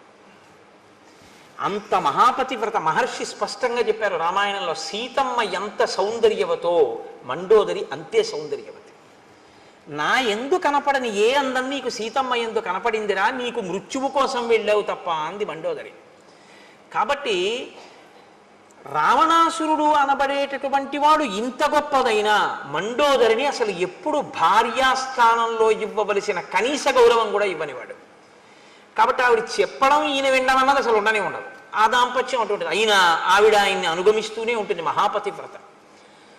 సీతారాములు దాంపత్యం అంటే వీళ్ళిద్దరిదే రామాయణంలో. ఎందుకో తెలుసా అండి? రాముడు ఏదైనా సీతమ్మతో మాట్లాడతాడు, సీతమ్మ ఏదైనా రాముడితో మాట్లాడుతుంది. సీతమ్మ చెప్పిన దాంట్లోది నేను తీసుకోవలసి ఉంది అనుకుంటే రాముడు ఆవిడ చెప్తేనే వినడం ఏమిటి అనుకోడు, చాలా మంచి మాట చెప్పావో అలా చేద్దాం అంటాడు. ఒకవేళ సీతమ్మ చెప్పింది చేయకూడదు అనుకుంటే ఇది ఒక్కనాటికి చేసే విషయం కాదు, నేనెవరో నీకు బాగా తెలుసు, అయినా నువ్వు ప్రేమతో చెప్పావు, నువ్వు కాకపోతే ఎవరు చెప్తారు, ఫలానా కారణానికి నీ చేయడం కుదరదు అని వివరిస్తాడు. రాముడు ఏదైనా సీతమ్మకి చెప్తే రాముడు చెప్పిందే సీతమ్మ చేస్తుంది. కానీ రాముడి చేస్తే బాగుంటుంది అనుకుంటే ఆయనకి నేను చెప్పడం బాగుంటుందా అని ఊరుకోదు, చెప్పి తీరుతుంది. ఇది సీతారాములిద్దరిది పెద్దలు కుదిర్చిన వివాహం. దశరథ మహారాజు జనకుడు కుదిర్చిన వివాహం. పెద్దలు కుదిర్చిన వివాహం ఏదో అది రామాయణంలో టోటల్ సక్సెస్. వాళ్ళిద్దరూ అంత ఆదర్శవంతమైనటువంటి జీవితాన్ని గడిపారు. కాబట్టి మనం బతికితే సీతారాముల్లా బతకాలి. దాంపత్యంలో భార్యాభర్త ఎలా ఉండాలి అన్నది రామాయణంలో మీరు శ్రీరామాయణము దాంపత్యమును చదివారనుకోండి. నేను మీతో అన్నానుగా, రామాయణాన్ని ఒక్కసారి చదవకండి, రామాయణాన్ని అనేక కళ్ళజోళ్ళు పెట్టుకుతారు. అనేక కళ్ళజోళ్ళు అంటే నా ఉద్దేశం రామాయణము ధర్మశాస్త్రము, రామాయణము జ్యోతిష శాస్త్రము, రామాయణము శకుని శాస్త్రము, రామాయణము పరిపాలనా శాస్త్రము, రామాయణము బంధుప్రీతి, రామాయణము ధర్మశాస్త్రము, రామాయణము ఇదిగో దాంపత్య జీవనము. ఇలా మీరు ఎలా కావాలనుకుంటే అలా రామాయణాన్ని చూడొచ్చు. వెంటనే మీకు రామాయణం నుంచి వచ్చేస్తుంది అంతే సారం. మీరు ఎలా ఉండాలో రామాయణం చెప్పేస్తుంది. అందుకే రామాయణం వేదోపబృంహణం. రామాయణం చెప్పండి లోకంలో ఏమీ ఉండదు, అన్నీ చెప్తుంది రామాయణం. కానీ రామాయణాన్నే మీరు చెప్పాలి, రామాయణాన్నే మీరు చదవాలి, రామాయణాలు చెప్పకూడదు. వాల్మీకి రామాయణాన్నే చదువుకోండి, అంటే మిగిలినవి చదవద్దని కాదు, చదివి సంతోషించండి. వాల్మీకి మహర్షికి ప్రత్యక్షంగా ఆచమనం చేస్తే ఏది కనపడి సత్యమై రచింపబడిందో అది వాల్మీకి రామాయణం ఒకటి. మిగిలినవి అనుభవింపబడి రచింపబడినటువంటి రామాయణాలు. కాబట్టి లోకంలో అందుకే ఓ మాట వచ్చిన ఏదో రామాయణం చెప్పి వెళ్ళాడు అంటారు. అంటే ఏది చెప్పినా రామాయణంలోంచి తప్ప చెప్పడానికి ఇంకో చోటు నుంచి ఉండదు. కాబట్టి ఇప్పుడు ఆ తార వెడుతున్నటువంటి వాలిని ఆపంది. వాలి దంస్ట్రా కరాళస్తు క్రోధా దీప్తాగ్ని సన్నిభ భాక్చుత్పతిత పద్మాభ సంమృణాల ఇవ హ్రద. ఆ వెడుతున్నటువంటి ఆ వాలిని ఆపి తార అంటుంది, నీవు తొందరపడి మళ్ళీ ఇప్పుడిప్పుడే ఏ సుగ్రీవుణ్ణి పిడికిటి పోట్లు పడిచి నెత్తురు కారేటట్టు కొట్టావో ఆ సుగ్రీవుడి మీద యుద్ధానికి నువ్వు మళ్ళీ వెడుతున్నావు. కానీ సాధుక్రోధమిమం వీర నదీవేగమివాగతం శయానాద్దుదిత కాల్యం త్యజ భుక్తామివస్రజం. ఒక పురుషుడు రాత్రి పడుకోబోయే ముందు, నిద్రలోకి వెళ్ళడానికి ముందు మెడలో ఒక పుష్పహారం వేసుకుని పడుకుంటాడు. అంటే అదేంటంటే అలా కూడా వేసుకుంటారా అంటే అలా వేసుకుంటారు రందానికి. ఇప్పుడు మనం అంటే అంతంత డబ్బులు అంతంత పూలదండలు అవన్నీ ఇప్పుడు అదోలా చూస్తారు అలా వేసుకుంటే. కానీ అలా వేసుకుని పడుకునేవారు పూర్వం. కాబట్టి పూలహారం వేసుకుని నిద్రించినటువంటి పురుషుడు మరునాడు నిద్ర లేవగానే నలిగిపోయిన పుష్పహారాన్ని తీసి ఎలా పక్కన పడేసి బయటికి వస్తాడో అలా నీలో జనించినటువంటి కోపాన్ని ఉత్తర క్షణం విడిచిపెట్టేసేయి. నదీ ప్రవాహంలా వస్తోంది నీకు కోపం, ముంచెత్తుతోంది నేను. ఆ ముంచెత్తుతున్న ప్రవాహాన్ని పురుషుడు దండ వేసుకుని రాత్రి పడుకున్నవాడు ఉదయం విడిచిపెట్టినట్టు ఆ క్రోధాన్ని నువ్వు విడిచిపెట్టు. నేను చెప్పిన మాట విన. సహసాతవ నిష్క్రామో మమ తావన్న రోచతే శ్రూయతాం చాభిదాస్యామి ఎన్నిమిత్తం నివార్యసే. ఇప్పుడొద్దు యుద్ధానికి, వెడుదుగాను యుద్ధానికి, నువ్వు వెళ్ళొద్దు, యుద్ధం చెయ్యొద్దు, ఇంట్లోనే ఉండు, వెన్ను చూపించు అని నేను అనను. కానీ నీ తమ్ముడు ఇప్పుడు వచ్చి మళ్ళీ సింహనాదం చేస్తున్నాడు. కానీ వెళ్ళవద్దు ఇప్పుడు యుద్ధానికి. ఎందుకు వెళ్ళవద్దు అంటున్నానో నువ్వు విను జాగ్రత్తగా. తప్ప క్రోధంతో గబగబా తొందరపడిపోయి వెళ్ళిపోవద్దు. త్వయాతస్య నిరస్తస్య పీడితస్య విశేషతః ఇహైత్య పునరాహ్వానం శంకాం జనయతీవమే. ఇప్పుడిప్పుడు నువ్వు పిడిగుద్దులు గుద్దావు, నెత్తురు నవరంధ్రములలోంచి కారిపోతూ ఏడుస్తూ ఋష్యమూక పర్వతం మీదకు పారిపోయాడు ప్రాణాల కోసం. వెళ్ళి కొంచెం సేపు అవ్వలేదు, నువ్వు ఇంట్లోకి వచ్చావు, మళ్ళీ వచ్చి సింహనాదం చేస్తున్నాడు. పూర్వం ఎప్పుడు చేయలేదు సుగ్రీవుడిలా. ఏ ధైర్యంతో మళ్ళీ వచ్చి సింహనాదం చేశాడు. కాబట్టి ఏదో ఇందులో అనుమానించవలసింది ఉంది, తొందరపడి వెళ్ళకు. దర్పశ్చ వ్యవసాయశ్చ యాదృశస్తస్య నర్దత నినాదశ్చాపి సంరంభో నైతదల్పం హి కారణం. నువ్వు జాగ్రత్తగా అతను చేస్తున్నటువంటి సింహనాదాన్ని విను. అతనిలో ఒక ఉద్యమం కనపడుతోంది, ఏదో చాలా ఉత్సాహంగా ఉన్నాడు. ఆ ధ్వని పూర్వంలా లేదు, ఇప్పుడు ఏదో ధైర్యంతో అరుస్తున్నాడు. అతనిలో ఒక తొందర ఉంది, రా బయటికి అని, నిన్ను బయటికి రప్పించడమే పూనికతో ఉన్నాడు. ఈ మూడు కనపడుతున్నాయి ఆ నాదంలో. అంటే ఏదో తేడా ఉంది వాళ్ళ సుగ్రీవుల్లో. నా సహాయమహం మన్యే సుగ్రీవం తామిహాగతం అనష్టబ్ద సహాయశ్చ యమాశ్రిత్యైష గజ్జతి. సుగ్రీవుడి వెనక ఎవరో ఉన్నారు, ఎవరో సుగ్రీవుడికి సహాయం చేయడానికి వచ్చారు. కాబట్టే సుగ్రీవుడికి అంత ధైర్యం వచ్చింది. లేకపోతే ఇంత ధైర్యంగా వచ్చి ఇప్పుడు మళ్ళీ అరవగలిగినటువంటి ప్రజ్ఞ సుగ్రీవుడికి లేదు. ప్రకృత్యా నిపుణశ్చైవ బుద్ధిమాంశ్చైవ వానర నా పరీక్షిత వీర్యేన సుగ్రీవ సఖ్యమేష్యతి. ఎవరినో తీసుకొచ్చాడు, ఎవడైతే మాత్రం నాకేంటి, ఇప్పటి వరకు నాకు ఓటమి తెలియదు అంటావేమో. సుగ్రీవుడు ఎటువంటి వాడో తెలుసా? నాకు బాగా తెలుసు. నీ తమ్ముడు ఎవరితోనైనా స్నేహం చేసే ముందు, ఎవరినైనా నమ్మే ముందు, నీ దగ్గరికి వచ్చే ముందు, నిన్ను యుద్ధానికి పిలిచే ముందు అవతలి వారు నీతో యుద్ధం చెయ్యగలిగిన వారేనా అన్నది వాళ్ళు మాట చెప్తే నమ్మడం, పరీక్షించి చూసి వచ్చి ఉంటాడు. ఎందుకంటే సుగ్రీవుడి శీలం అటువంటిది.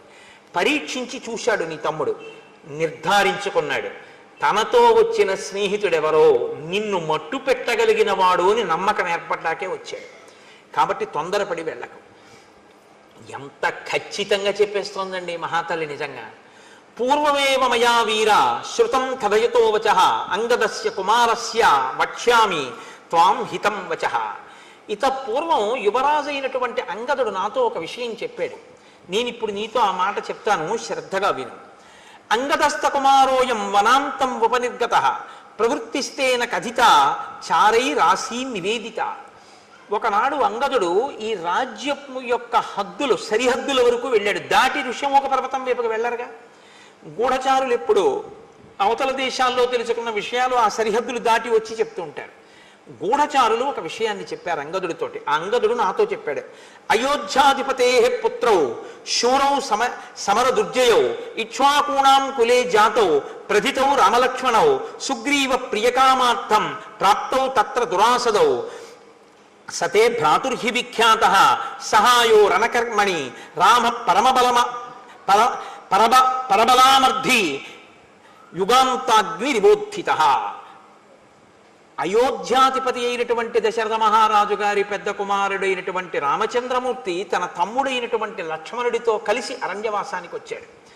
రాముడు సామాన్యమైనటువంటి వీరుడు కాడు, చాలా గొప్ప శౌర్య పరాక్రమములు ఉన్నవాడు. అటువంటి రాముడు సుగ్రీవుడితో స్నేహం చేశాడు అని గూఢచారులు మనకి వర్తమానం చెప్పారు. నివాస వృక్ష సాధూనాం ఆపన్నానాం పరాగతి ఆర్తానాం సంశ్రయశ్చైవ యశశ్చైకభాజనం. మిగిలిన విషయాలు చెప్పడంలో తార ప్రజ్ఞ గురించి మీరు ఆలోచించక్కర్లేదు. ఇది చెప్పడానికి తార ప్రజ్ఞావంతురాలు అని మీరు చెప్పవలసి. మిగిలినవి ఒక రాజు భార్యగా ఆమె తన అనుభవంతో పసిగట్టగలిగింది అని మీరు అనుకోవచ్చు. కానీ ఇది చెప్పాలంటే పూర్వపుణ్యం ఉంటే తప్ప చెప్పలేరు. గత జన్మలలో చాలా పుణ్యం చేసి ఈశ్వరుడి యొక్క అనుగ్రహం పొందిన వాళ్ళకే ఈశ్వరుడి యొక్క స్వరూపం గురించినటువంటి జ్ఞానము భాసిస్తుంది. ఆవిడ రాముడు ఎవరో పసిగట్టేసింది. అందుకే కిష్కింధకాండలో తార విరుపు అన్నాను నేను. ఈ శ్లోకాన్ని తార చెప్పకపోతే తార ఉపన్యాసం అంతా ఒకెత్తు గొప్పదే, కానీ ఈ శ్లోకం వల్ల తార జాజ్వల్యమానమైనటువంటి స్థానాన్ని పొందేసింది కిష్కింధకాండలో. నివాస వృక్ష సాధూనాం ఆపన్నానాం పరాగతి ఆర్తానాం సంశ్రయశ్చైవ యశశ్చైకభాజనం. రాముడు ఒక చెట్టు. రాముడు ఎటువంటి చెట్టు అంటే అది పూలతో పళ్ళతో నిండినటువంటి ఒక పెద్ద మహావృక్షం. రాముడు అనబడేటటువంటి చెట్టు యొక్క పాదములను ఎవరు ఆశ్రయిస్తారో వాళ్ళకి నీడనిస్తుంది. మీరు ఒకటి గమనించండి, మీకు నీడ కావాలి, చెట్టు అక్కడ ఉంది, మీరు చెట్టు కిందకి వెళ్ళాలా, చెట్టు మీ దగ్గరికి వస్తుందా? మీరు చెట్టు కిందకి వెళ్ళాలి. చెట్టు కిందకి మీరు వెళ్ళాలి తప్ప మీరు ఇక్కడ కూర్చుని ఓ చెట్టా నాకు నీడని అంటే చెట్టు నీడనివ్వదు. మీరు చెట్టు యొక్క మూలమును పాదమును ఆశ్రయించారనుకోండి, చెట్టు నీడనిచ్చేస్తుంది. మీరు దాని పాదాలు పట్టుకుంటే నీడనిస్తుంది. పాదాలు పట్టుకుని మీరు నించున్నప్పుడు మీకు నీడనిచ్చేటప్పుడు నువ్వు స్త్రీవా పురుషుడివా, చదువుకున్నవాడివా చదువుకోని వాడివా, ధనవంతుడివా పేదవాడివా, ఆచరణ ఉన్నవాడివా లేనివాడివా, ఇవన్నీ ఏమి చూడదు. నీడనివ్వడం ఆ చెట్టు యొక్క ప్రయోజనం, ఆ చెట్టు యొక్క లక్షణం అంతే. నీకన్నా ముందు సుగ్రీవుడు చేరిపోయాడు ఆ చెట్టు కింద. రాముడనేటటువంటి చెట్టు నీడలో సుగ్రీవుడు ఉన్నాడు, చెట్టు బయట ఎండలో నువ్వున్నావు. రాముణ్ణి ఆశ్రయించి సుగ్రీవుడు ఉంటే నాకేమిటి, నాకు బలం ఉందంటావేమో, అలాంటి చెట్టు లోకంలో ఇంకొకటి లేదు, అదొక్కటే చెట్టు. రాముణ్ణి ఆశ్రయించిన వాడిని నిగ్రహించడం ఇంకొకరికి చేత కాదు, నీ బలం పనికిరాదు. నీ మొదటి ఓటమి చిట్ట చివరి ఓటమి ఇదే అవుతుంది. ఎందుకంటే ఇంకొకసారి యుద్ధం చేసే అవకాశం నీకు ఉండదు. సుగ్రీవుడి మీదకి యుద్ధానికి వెళ్ళడం అంటే రాముడి మీదకి వెళ్ళడమే. ఎందుకంటే సుగ్రీవుడికి రాముడికి మైత్రి కుదిరింది, సుగ్రీవుడి ప్రాణం రాముడు పోనివ్వడు. ఆ ధైర్యమే ఆయన సింహనాదంలో వినపడుతోంది. నువ్విప్పుడు సుగ్రీవుడి మీదకి యుద్ధానికి వెళ్ళడం, రాముడి మీదకి యుద్ధానికి వెళ్ళడం, రాముణ్ణి నిగ్రహించగలిగిన శక్తి నీకు కాదు, 3 లోకములలో ఎవరికీ లేదు. కాబట్టి నా మాట విను. నివాస వృక్ష సాధూనాం ఆపన్నానాం పరాగతి ఆర్తానాం సంశ్రయశ్చైవ యశిశైక భాజనం, అదొక్కటే చెట్టు. ఆర్తి కలిగిన వారు, శరణాగతి చేసిన వారు అందరూ ఆ చెట్టుని ఆశ్రయించవలసి ఉంటుంది. అది ముందు నీడనిస్తుంది, తర్వాత పువ్వులు ఇస్తుంది, పళ్ళు ఇస్తుంది, అన్నీ ఇస్తుంది. కాబట్టి ఇప్పుడు నీడనిచ్చింది, రేపు పూలు పళ్ళు అనబడేటటువంటి రాజ్యాన్ని ఇచ్చేస్తుంది, నిన్ను పడగొట్టేస్తుంది. కాబట్టి నా మాట విను, నువ్వు యుద్ధానికి వెళ్ళొద్దు. జ్ఞాన విజ్ఞాన సంపన్నో నిదేశే నిరతప్పితు ధాతూనామివ శైలేంద్రో గుణానాం అకరో మహాన్. ఆయన హిమవత్పర్వతము ధాతువులన్నింటికీ ఎలా ఒక స్థావరమో, రాముడనబడేటటువంటి వాడు గుణములన్నింటికీ నిధి. తక్షమోన విరోధస్తే సహతేన మహాత్మన దుర్జయేన ప్రమేయేన రామేణ రణకర్కసు. అటువంటి రాముడితో విరోధం పెట్టుకోకు. సుగ్రీవుడితో విరోధం అని నువ్వు అనుకుంటున్నావు. ఇప్పుడున్న పరిస్థితుల్లో సుగ్రీవుడితో విరోధమే రాముడితో విరోధం. కాబట్టి రాముడితో విరోధం వద్దు. శూరవక్ష్యామితే కించిత్ నచేచ్ఛామ్యభ్యసూయితుం శ్రూయతాం క్రియతాం చైవ తమ వక్ష్యామి యద్ధితం. నాకు తెలుసు ఇప్పటి వరకు ఓటమి నిరగనివాడివి కాబట్టి రాముడంత గొప్పవాడు అంటే నీకు కోపం వస్తుంది, ఇంకోళ్ళని పొగడడం నీకు ఇష్టం ఉండదు. కానీ నా మీద కోపగించకుండా నేను చెప్పింది విను. నేను మీతో మనవి చేసింది ఇది. అన్నీ వింటాడు, చక్కగా వింటాడు. భార్య చెప్తే వద్దనండవు, అన్నీ వింటాడు, తను చేసేదే చేస్తాడు. అందుకే చచ్చిపోయాడు. నేను ఈ మాట ఎందుకంటున్నానో తెలుసా అండి? భార్య మంత్రి, ఆవిడకన్నా నీ ఆనందాన్ని నీ అభ్యున్నతిని కోరుకునే వాళ్ళు ఉండరు. కాబట్టి ఆవిడ మాట వినవలసి ఉంటుంది కొన్నిసార్లు. కానీ ఆవిడ తప్పు చెప్తోందన్నప్పుడు దిద్దే అధికారం పురుషుడికి ఎప్పుడు ఉంటుంది. దిద్దాలి కూడా భర్త, కేవలం అనుసరించకూడదు. మంచి స్వీకరించాలి, చెడుని వద్దు అలా మనం చేయకూడదు, అలా వద్దని చెప్పగలగాలి. అది అనడు ఇది అనడు, అన్నీ వింటాడు, యుద్ధానికి ఎడతాడు. అది వాలితో వచ్చిన పెద్ద చిక్కు. కాబట్టి ఇప్పుడు ఆవిడంది యవ్వరాజ్యేన సుగ్రీవం తూర్ణం సార్థభిషేయచ విగ్రహం మా కృధా వీర భ్రాత్ర రాజన్ బలీయస. ఎందుకయ్యా సుగ్రీవుడితో నీకు వైరం? నీ తోడ పుట్టినవాడయా, ఒక ప్రమిదలో వెలుగుతున్నటువంటి 2 జ్యోతులు మీ ఇద్దరు. ఆయన ఏం తప్పు చేశాడు నువ్వు అసలు రాజ్యం నుంచి? ఉత్సర్జురు వైరముత్సృజ్య దూరత. నువ్వు చక్కగా సుగ్రీవుడితో స్నేహం చేసి రాముడితో స్నేహం చేసి వాళ్ళిద్దరితో ప్రీతిపాత్రంగా ప్రవర్తించడం మొదలుపెట్టు, నువ్వు మరింత బలపడిపోతావు. లాలనీయోహితే భ్రాత యవీయానేషవానరా తత్రవా సన్నిహస్తోవా సర్వదా బంధురేవతే. నీ తమ్ముడే అతను, నీ చేత లాలింపబడడానికి యోగ్యుడు, అతని మీద కోపం పెట్టుకుంటానంట ఏంటి? కోపం పెట్టుకోకు. ఇక్కడ ఉండని, అరణ్యంలో ఉండని, సుగ్రీవుడు నీకు తమ్ముడు అంతే, ఈ జన్మకంతే ఇంకా మీ బంధం. అటువంటి తమ్ముడిని ఎందుకు దూరం చేసుకుంటావు? పిలిచి యవరాజ్య పట్టాభిషేకం చేయి. నహితేన సమం బంధుం భువి పశ్యామి కంచన దానమానాది సత్కారై కురుష్వ ప్రత్యనంతరం. నాకు తెలుసున్నంత వరకు వాలి సుగ్రీవుడి వంటి బంధువు నీకు ఈ లోకంలో లేడు. తమ్ముడు నీ ఎందంత ప్రీతి ఉన్నవాడు, నీ సేవకుడుగా బతికేటటువంటి వాడు. ఎందుకు దూరం చేసుకుని అతన్ని చంపుతానంటావు, అతని మీదకి యుద్ధానికి ఎడతానంటావు? వెళ్ళకు. హాయిగా పిలిచి అంతఃపురంలో కూర్చోబెట్టి అతనికి కావలసినటువంటివన్నీ సమకూర్చు, సంతోషపడిపోయి నీ దగ్గర చేతులు కట్టుకుని వంగి నమస్కరిస్తూ నీ వెంట ఉంటాడు. వైరమే తత్సముత్సృజ్య తమ పార్శ్వే సతిష్టతు సుగ్రీవో విపులగ్రీవ తమ బంధు సదామత. నీకు కుడి భుజం ఎలా ఉంటుందో బలంలో, సుగ్రీవుడు నీకు పక్కనుంటే అంత బలంగా ఉంటుంది. అందుకని ఆయన్ని మించిన వాడు లేడు. కాబట్టి సుగ్రీవుడితో స్నేహం చేయి. భ్రాతు సౌహృదమాలంబ నాణ్యా గతిరిహాస్థితే. నువ్వు సుహృద్భావాన్ని నీ తమ్ముడి యందు చూపించావా, నా మాట విను. సాధువాక్యం కృష్వమే, నీ చెప్పినటువంటి మంచి మాట నువ్వు చెయ్యి. నేను చెప్పినటువంటి హితవచనములను కానీ నువ్వు తప్పకుండా ఆచరిస్తే, యుద్ధం చెయ్యకుండా రాముడితో సుగ్రీవుడితో స్నేహం చేస్తే 10 కాలాలు సంతోషంగా మనం జీవించగలం. ప్రసీద పద్యం శృణుజల్పితం హిమే నరోషమేవాను విధాతుమర్హసి క్షమోహితే కోసలరాజసూనునా నిగ్రహ శక్ర సమాన తేజస.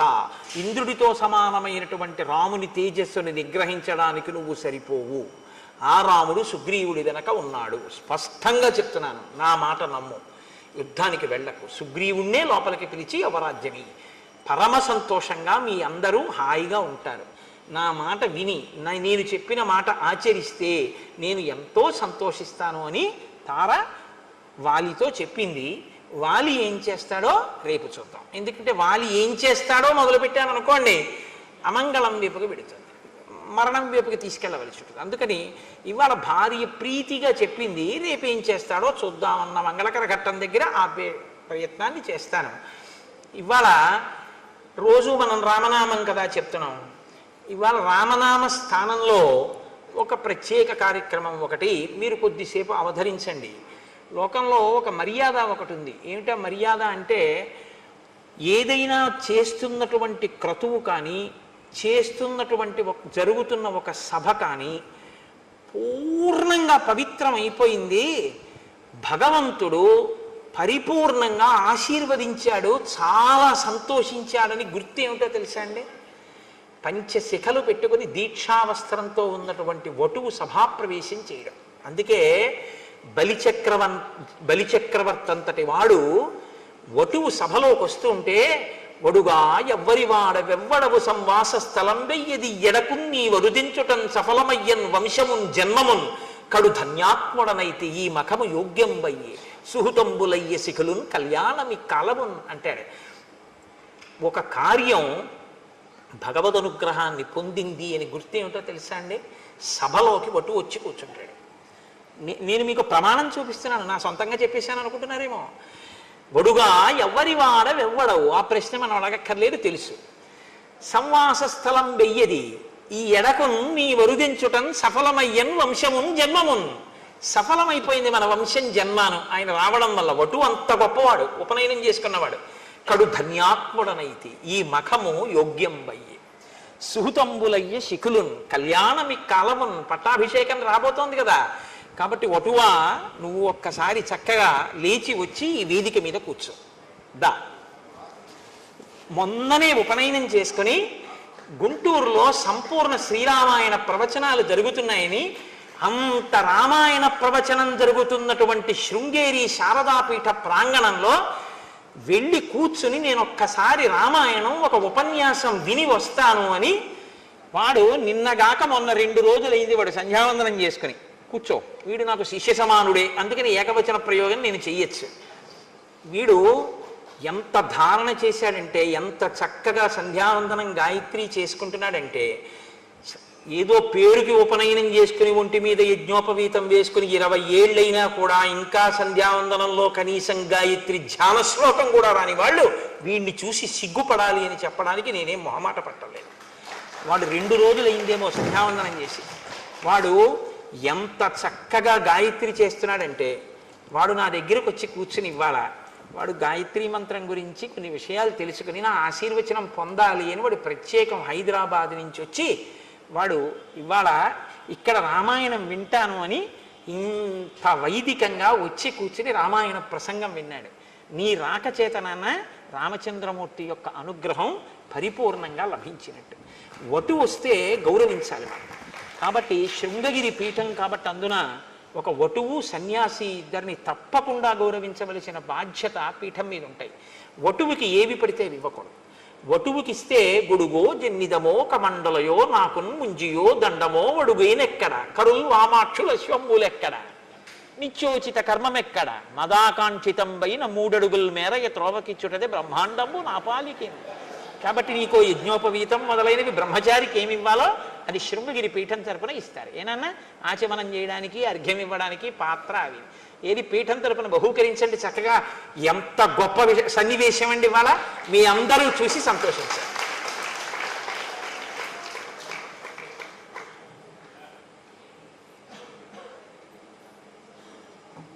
ఇవ్వండి, చక్క ఒక్కొక్కటి తీసి ఇవ్వండి వాడికి. దర్భాసనం పరమ పవిత్రం, అది వేసుకుని చక్కగా సంధ్యావందనం చేసుకో. ఏది నువ్వు లే ఒక్కసారి కూర్చో.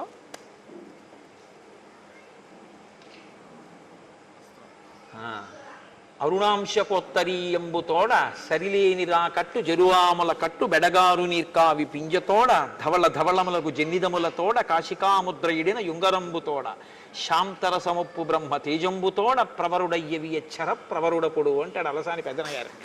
కాబట్టి నువ్వు బ్రహ్మచారివి కాబట్టి చక్కగా ఈ వస్త్రాలు కట్టుకుని సంధ్యావందనం చేసుకో. ఏనన్నా వీడికి ఏకవస్త్రధరోధన్వి సిఖీ కనకమాలయ ఉత్తరీయం వక్కర్లేదు అండి.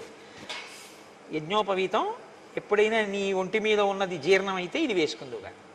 వాడికి ఆచమన పాత్ర, ఓ చక్కగా ఆచమన పాత్ర, అర్ఘ్యపాత్ర, నీ అదృష్టమే అదృష్టం.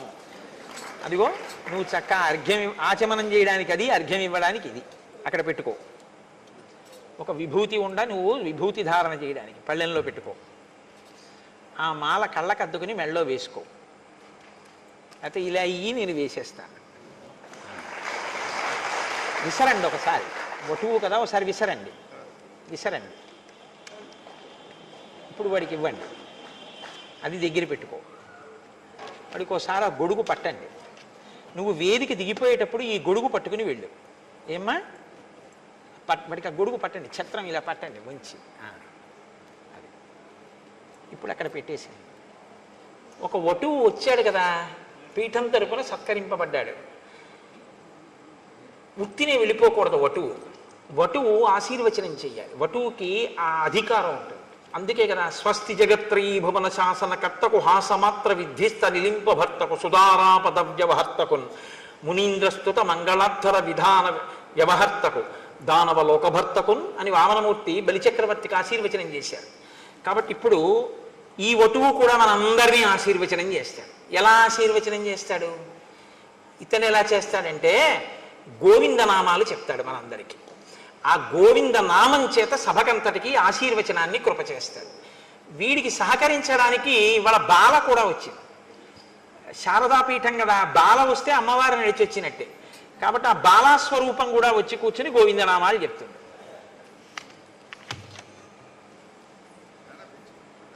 ఓ చిన్న ఆసనం ఏదైనా వేయండి,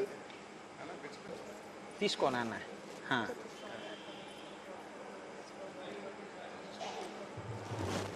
ఋషేయ ప్రవరాన్విత కౌండిన్యస గోత్ర ఆపస్తంభ సూత్ర కృష్ణ యజుశాఖాధ్యాయి సూర్యవంశీ శర్మ అహంభో అభివాదయే. వస్త్రం పట్టు, వస్త్రం పట్టు నాన్న. నీ ఉత్తరీయం ఇలా పట్టు, అలా పట్టు. అవి మీ అమ్మగారితో, మీ అమ్మగారి కన్నా గురువు గారి ఇంట్లో వండించుకోవాలి కాబట్టి మీ నాన్నగారిని వండి పెట్టమని తిను.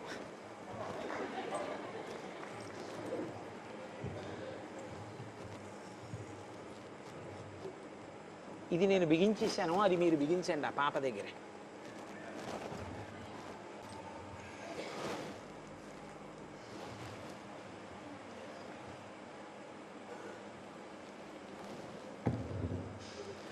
గోవింద హరి గోవింద గోకుల నందన గోవింద వచ్చినప్పుడు మనం కూడా అనొచ్చు. ప్రారంభం చేయనన్న. శ్రీ శ్రీనివాస గోవింద శ్రీ వెంకటేశ గోవింద భక్తవత్సల గోవింద భాగవత ప్రియ గోవింద నిత్య నిర్మల గోవింద నీలమేఘ శ్యామ గోవింద పురాణ పురుష గోవింద పుండరీకాక్ష గోవింద గోవింద హరి గోవింద గోకుల నందన గోవింద నందనందన గోవింద నవనీత చోళ గోవింద పశుపాలక శ్రీ గోవింద పాప విమోచన గోవింద దుష్ట సంహార గోవింద దురత నివారణ గోవింద శిష్ట పరిపాలక గోవింద కష్ట నివారణ గోవింద గోవింద హరి గోవింద గోకుల నందన గోవింద వజ్రమకుటధర గోవింద వరాహమూర్తి గోవింద గోపీజనుల గోవింద గోవర్ధనోద్ధార గోవింద దశరథనందన గోవింద దశముఖమర్దన గోవింద పక్షివాహన గోవింద పాండవ ప్రియ గోవింద గోవింద హరి గోవింద గోకుల నందన గోవింద మత్స్యకూర్మ గోవింద మధుసూదన హరి గోవింద వరాహ నరసింహ గోవింద వానర గురుగ్రామ గోవింద బౌద్ధ కల్కిధర గోవింద బలరామానుజ గోవింద ధేనుగాన ప్రియ గోవింద వెంకటరమణ గోవింద గోవింద హరి గోవింద గోకుల నందన గోవింద సీతానాయక గోవింద సీత పరిపాలక గోవింద దరిద్ర జన పోషక గోవింద ధర్మ సంస్థాపక గోవింద అనాథ రక్షక గోవింద ఆపద్బాంధవ గోవింద శరణాగత వత్సల గోవింద కరుణాసాగర గోవింద గోవింద హరి గోవింద గోకుల నందన గోవింద కమలదలాక్ష గోవింద కామిత ఫలదాత గోవింద పాప వినాశక గోవింద పాయిములాలే గోవింద శ్రీముద్రాంకిత గోవింద శ్రీవత్సాంకిత గోవింద దళనీనాయక గోవింద దినకర తేజ గోవింద గోవింద హరి గోవింద గోకుల నందన గోవింద పద్మావతి ప్రియ గోవింద ప్రసన్నమూర్తి గోవింద అభయాస్త ప్రదర్శన గోవింద మధ్యావతార గోవింద శంఖచక్రధర గోవింద సాంగ గదాధర గోవింద విరజాతీశ గోవింద విరోధి మర్దన గోవింద గోవింద హరి గోవింద గోకుల నందన గోవింద సాలగ్రామధర గోవింద సహస్రనామ గోవింద లక్ష్మీ వల్లభ గోవింద లక్ష్మణ గజ గోవింద కస్తూరి తిలక గోవింద కాంచనాంబరధర గోవింద గరుడ వాహన గోవింద గజరాజ రక్షక గోవింద గోవింద హరి గోవింద గోకుల నందన గోవింద వానర సేవిత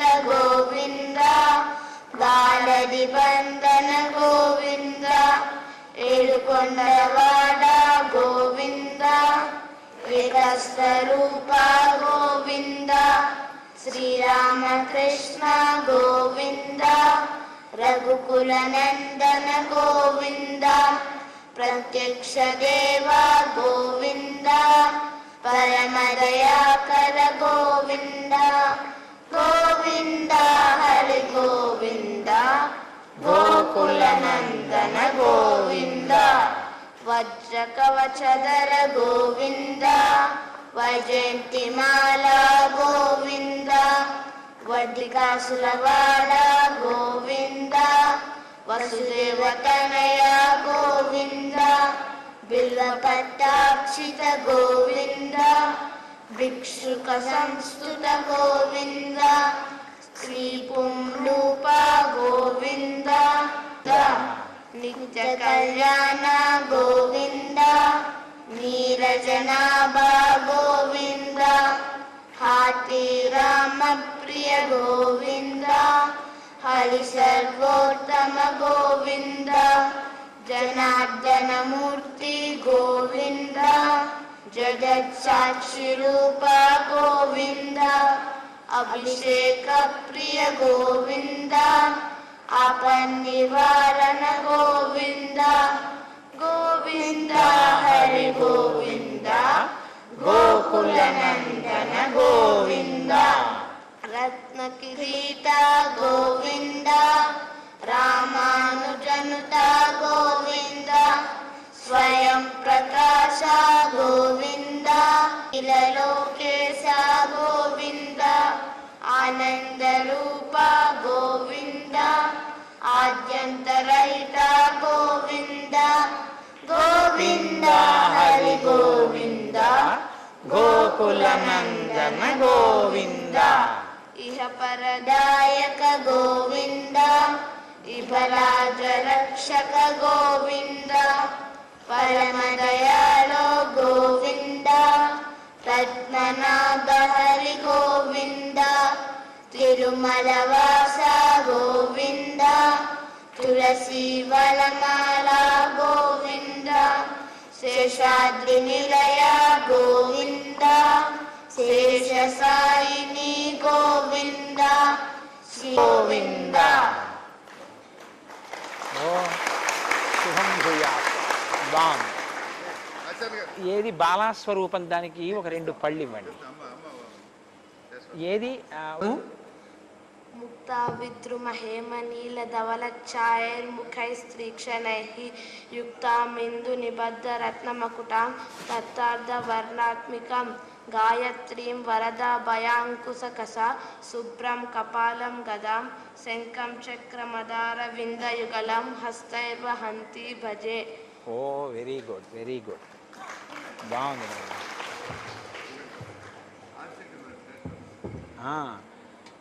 భవతి జాయమానోన్నాంకే దుర్షామేత్యగ్రే భాగం దేవేభ్యో విదదాధ్యాయన్ ప్రచంద్రమా స్థిరతి దీర్ఘమాయుః. యాదాస్తం విపరీతనా. శారదమ్మ వారి శేషవస్త్రం. ఇప్పుడు ఇది ఇలా అయ్యి చెప్తాను. ఇది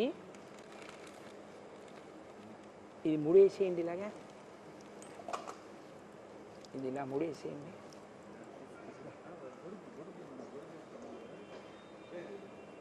ఇచ్చేస్తారా? గొడుగు వేసుకో. ఇది ఎడం చేత్తో పట్టుకో, మూట వేసుకుని చక్కగా మెల్లగా దిగి వెళ్ళు. వాడికి జాగ్రత్తగా చేయి పట్టుకుని సహకరించండి గోపాలకృష్ణ గారు. మంగళాశాసనపరైః మదాచార్య పురోగమైః సర్వైశ్చ పూర్వైరాచార్యైః సత్కృతాయాస్తు మంగళం. మంగళం కోసలేంద్రాయ మహనీయ గుణాత్మనే చక్రవర్తి తనూజాయ సర్వభౌమాయ మంగళం. ఉమాకాంతాయ కాంతాయ కామితార్థప్రదాయినే శ్రీగిరీశాయ దేవాయ మల్లినాథాయ మంగళం. కరచరణకృతం వా కర్మవాక్కాయజం వా శ్రవణనైనజం వా మానసం వాపరాధం విహితమవిహితం వా అరుణాబ్ధే శ్రీమహాదేవ శంభో. సర్వం శ్రీ ఉమామహేశ్వర పరబ్రహ్మార్పణమస్తు.